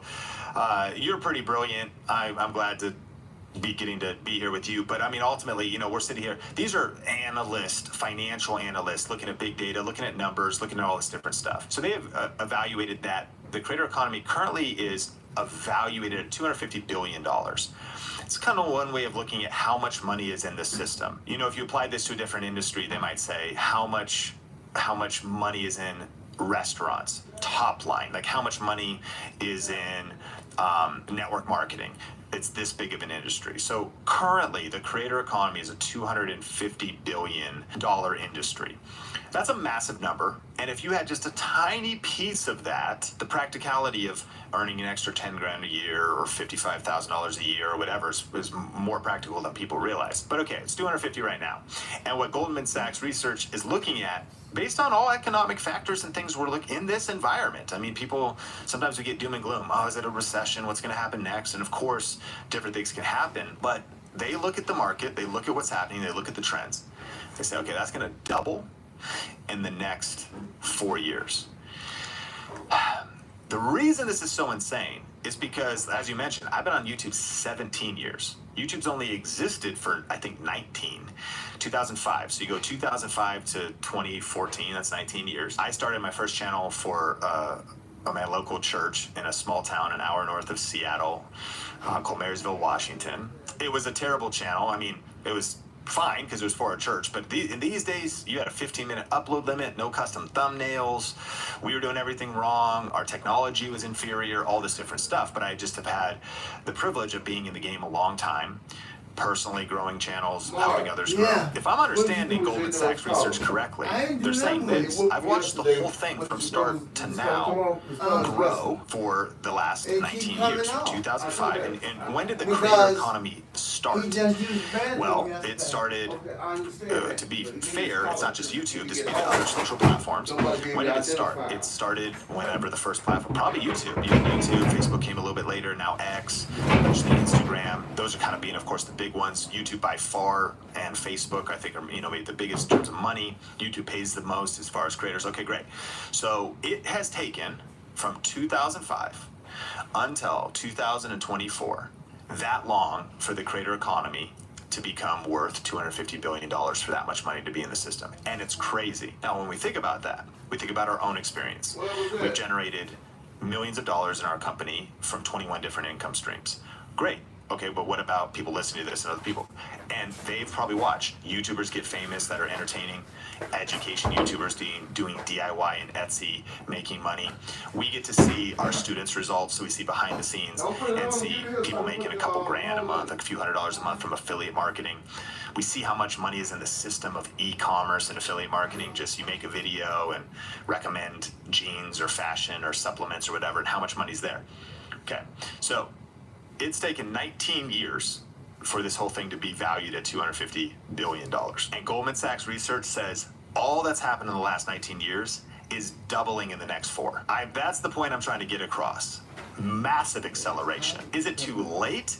It's just getting started, and actually it's maybe one of the best times to start. If you're looking to get your first 1,000 subscribers or make your first $1,000 on YouTube, then join our free YouTube challenge that many other small creators have joined and seen tons of success. During this free challenge, Sean is going to share some of the best strategies for growing to your first 1,000 subscribers on YouTube, as well as making your first $1,000. Just go to tubekchallenge.com or check the link down in the description. Now I would encourage listeners to listen until the end, because there's no question there's giants to slay. This is not going to be an easy endeavor, but if you have the right skills and develop those and the right strategies, great. But I can't even comprehend that level of acceleration, because as much energy and data that I can transfer through this podcast of what it's been like for me to be on the ride of the last 17 years of YouTube, see what's happened, see the lives change, see the stories, see peers, friends, interview over 300, 400 different entrepreneurs and video influencers and creators that are making content. It goes on and on. It's already mind-blowing what's happened up to this point. To say it's going to double, and even if it's like half of that, the next 1, 2, 3, 4 years are gonna be insane. So I think about it like positioning yourself to ride a wave, positioning yourself now to capitalize, to cash in on what's happening. And of course, it's not just about the money. Our value is soothing relief from sore noses and sneezes. Trust Puffs Plus lotion this cold and flu season. America's #1 lotion tissue. Hello, handsome. And hello, random chair. Clean up with Apple Intelligence means goodbye, chair. iPhone 16e. Latest iPhone, greatest price.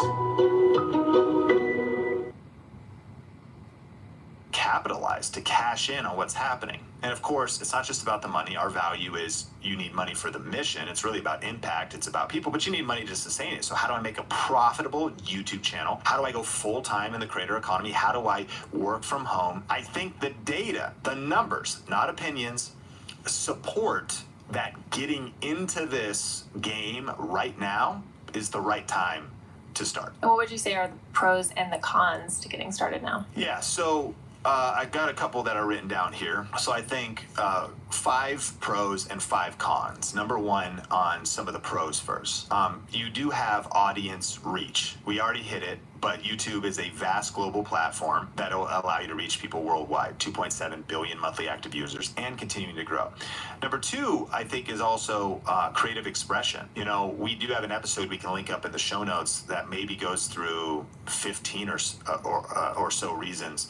And so you could say reach people, you could say make money, but you could also say like history and legacy, like and creative expression.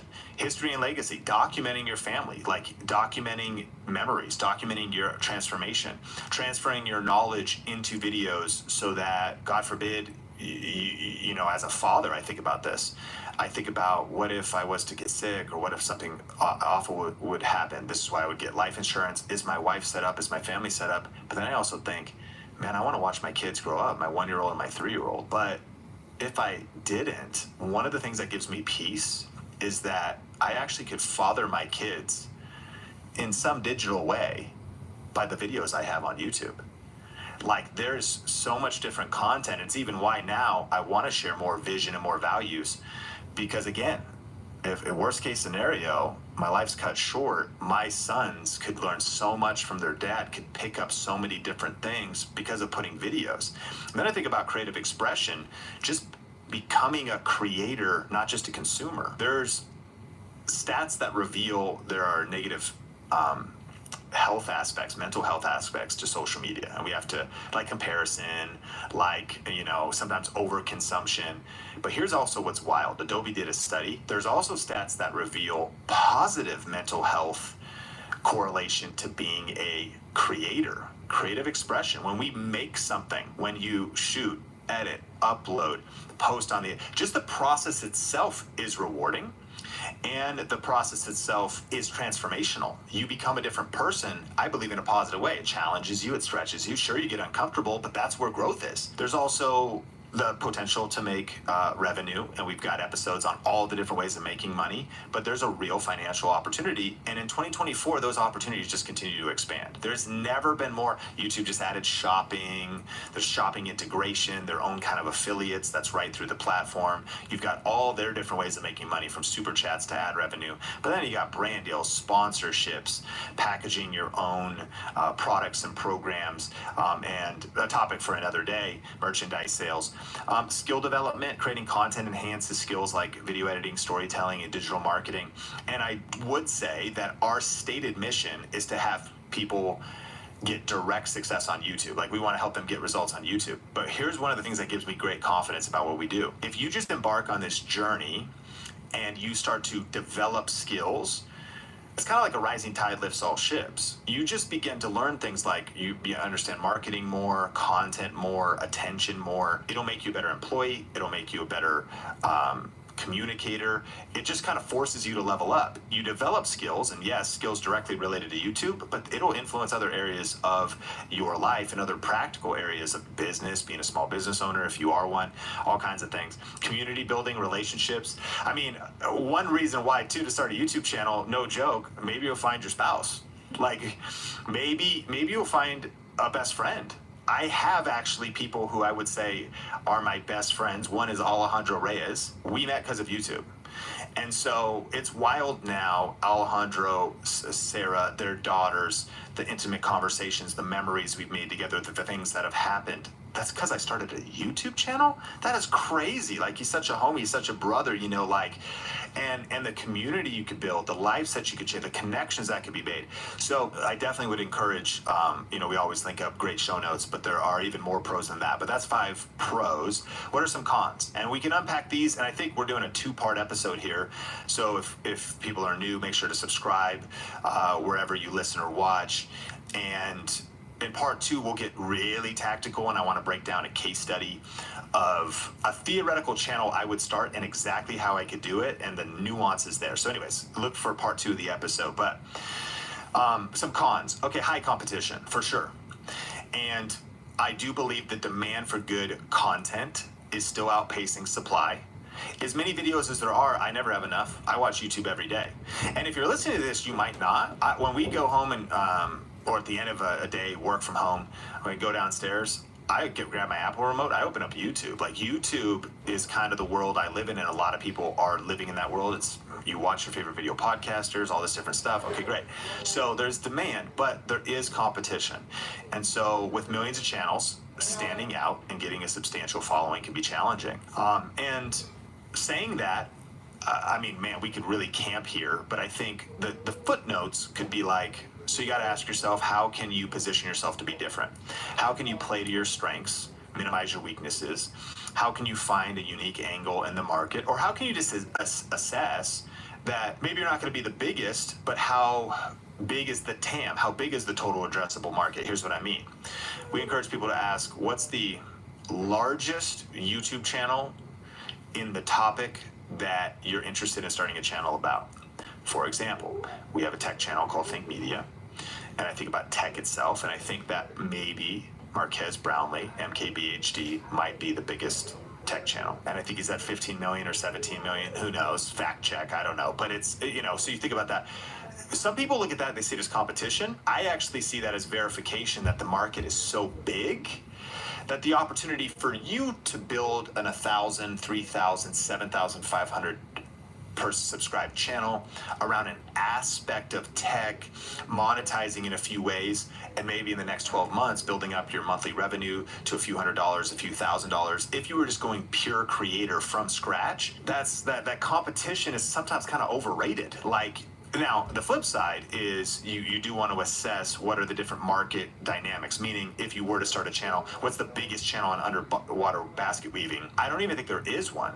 You might be able to be a big fish in a small town, like a dedicated channel, and a big fish in a small pond. That's something to think about. So again, subscribe to the podcast, and we will, and look at our past history. There's a lot of tips for standing out from high competition. I think a second one is it can be time consuming. I think that when you think about starting a YouTube channel, that sometimes we don't think through what is this gonna take? We have a teaching that we have in some of our paid courses that we do that talks on the 5-hour YouTube work week, and we get really detailed in productivity, kind of time management, and how you could do this. So it's good to know that you can have a very successful YouTube channel, a consistent YouTube channel, in 5 hours or less a week. But I think you still need to budget that. I mean, 100% of us, myself included, could find 5 hours if we were disciplined and thoughtful and what could we move around. But 2, you still have to find the 5 hours. You actually got to commit. So I think starting, is it too late to start? No. But starting is going to take some things from you. It's going to take time. It's going to take commitment. It doesn't have to take 40 hours a week. You could do it as a side hustle, but producing quality content consistently requires an investment of time and of effort, and you want to budget for that. I think 3 is changes with the algorithm. The algorithm, there's a lot of principles that remain the same for the algorithm. Minutes matter most, watch time, can you get people to click on a video and keep them watching? That's the oversimplification. But in a recent episode we did with Lewis Howes, he was talking about how, and I think across the board we've seen this, that in the last 6 months, a lot of people are like, my views are down, certain videos, the way that they used to perform aren't performing the same way. You can definitely see like there's certain algorithm things.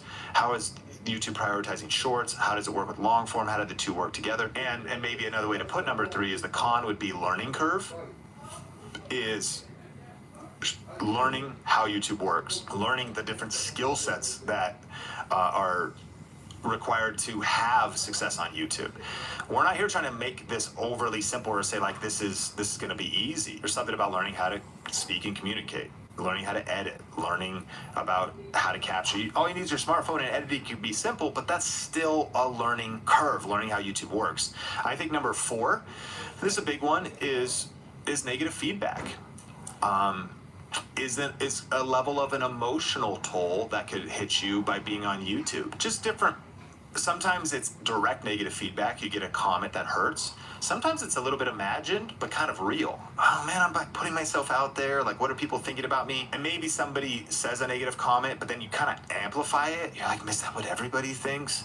My video got, 100 views.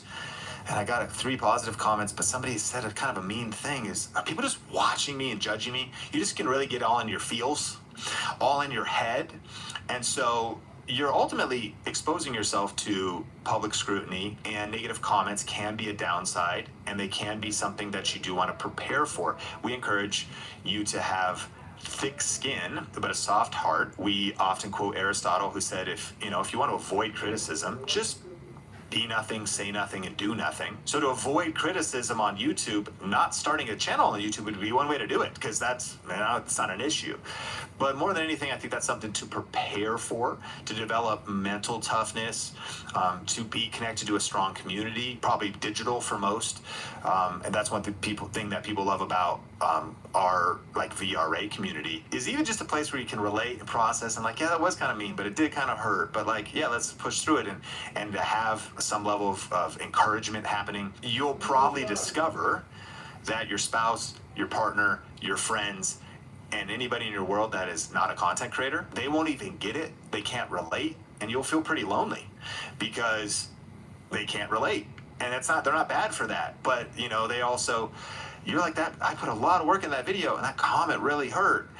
And your husband's like, what's the big deal? And you're like, well, I know it's not a big deal, but like it is. I'm thinking about it, So I think, trying to put some answers to these cons by thinking about, okay, do you have a good circle?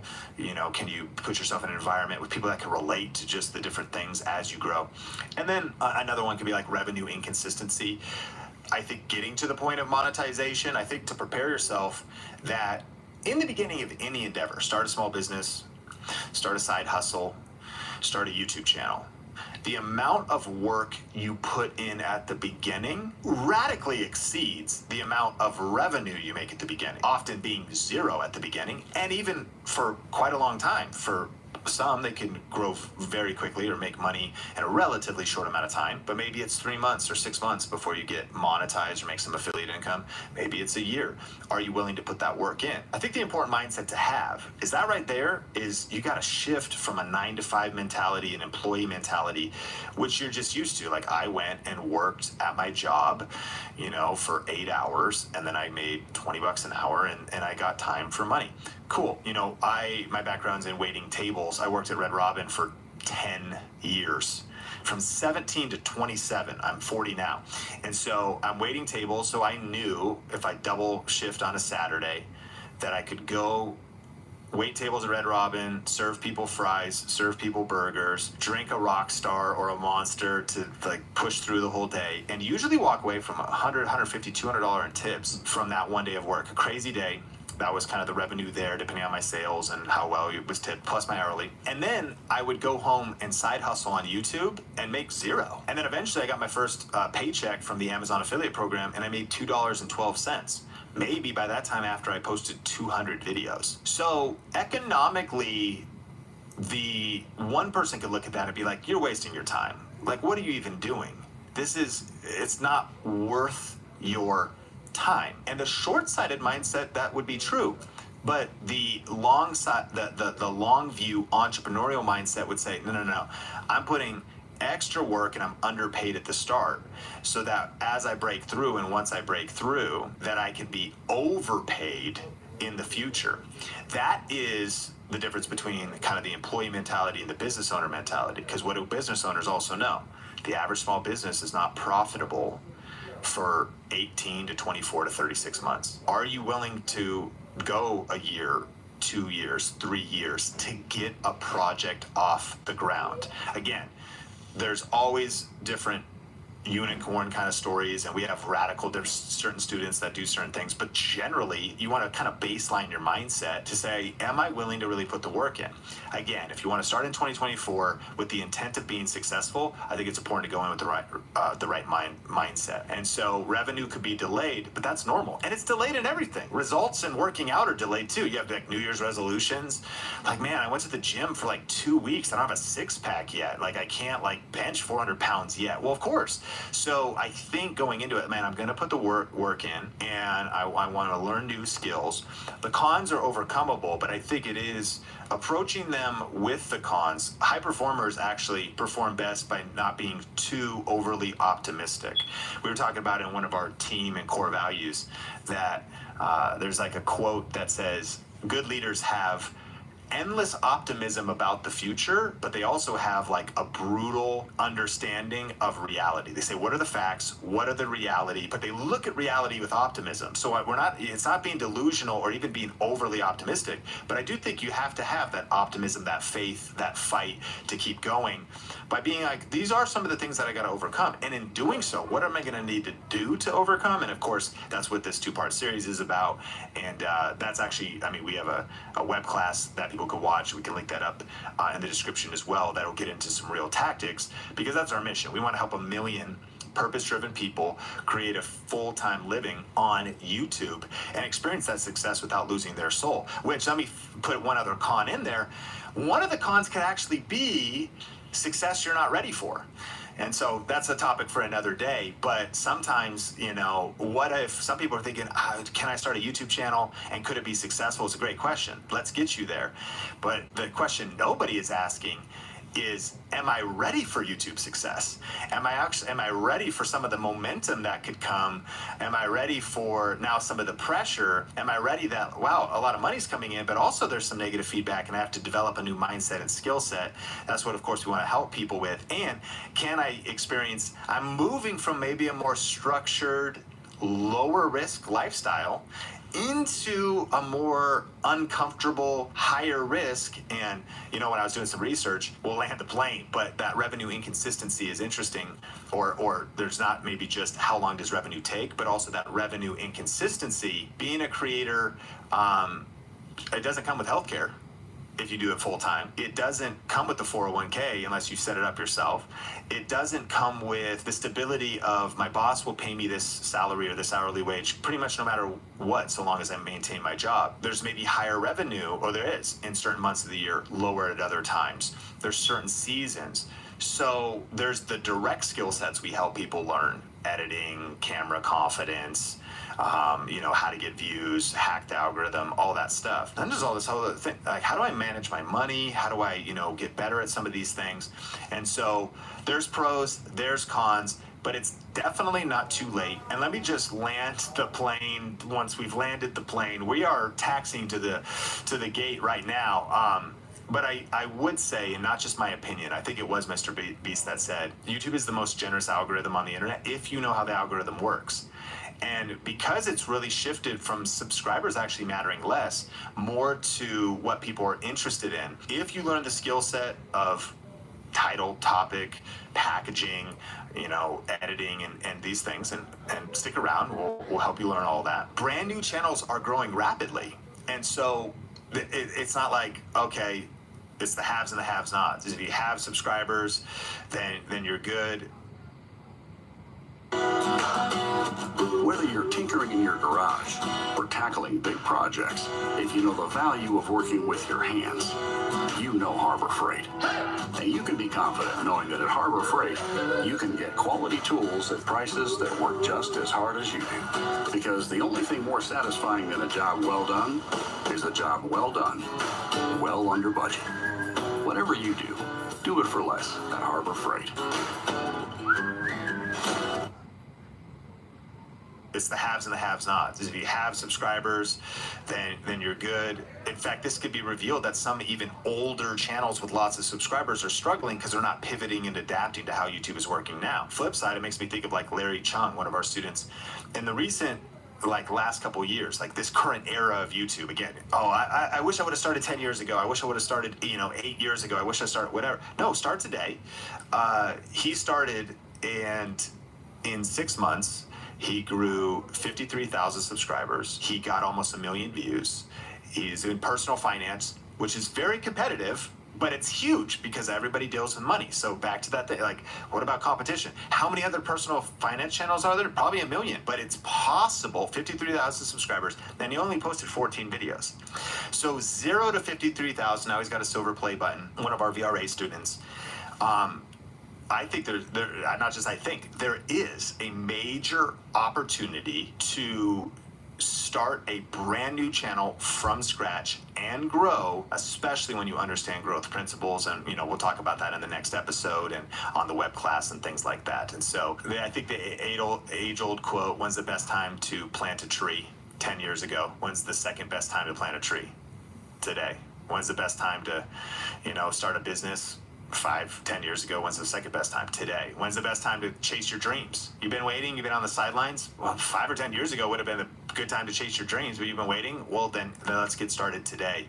And all my friends and peers that also, YouTube experts, this question gets asked every single year. We probably answer it every single year. And we want to answer it with full transparency and integrity. And it's not too late to start. That's just a fact. So punch fear in the face, punch perfectionism in the face, and press record. Yes, it's absolutely not too late to start. And if you want the strategies for the real tactics for growing a YouTube channel in 2024, make sure you're subscribed to this channel, because in the next episode, Sean's going to be breaking down an actual case study of what he would be doing to grow a YouTube channel in 2024 starting now. And so that's going to be heavy tactical, giving you those next steps that you need in order to really win in 2024. So we'll see you in that next episode. Make sure that you subscribe, and we'll see you there.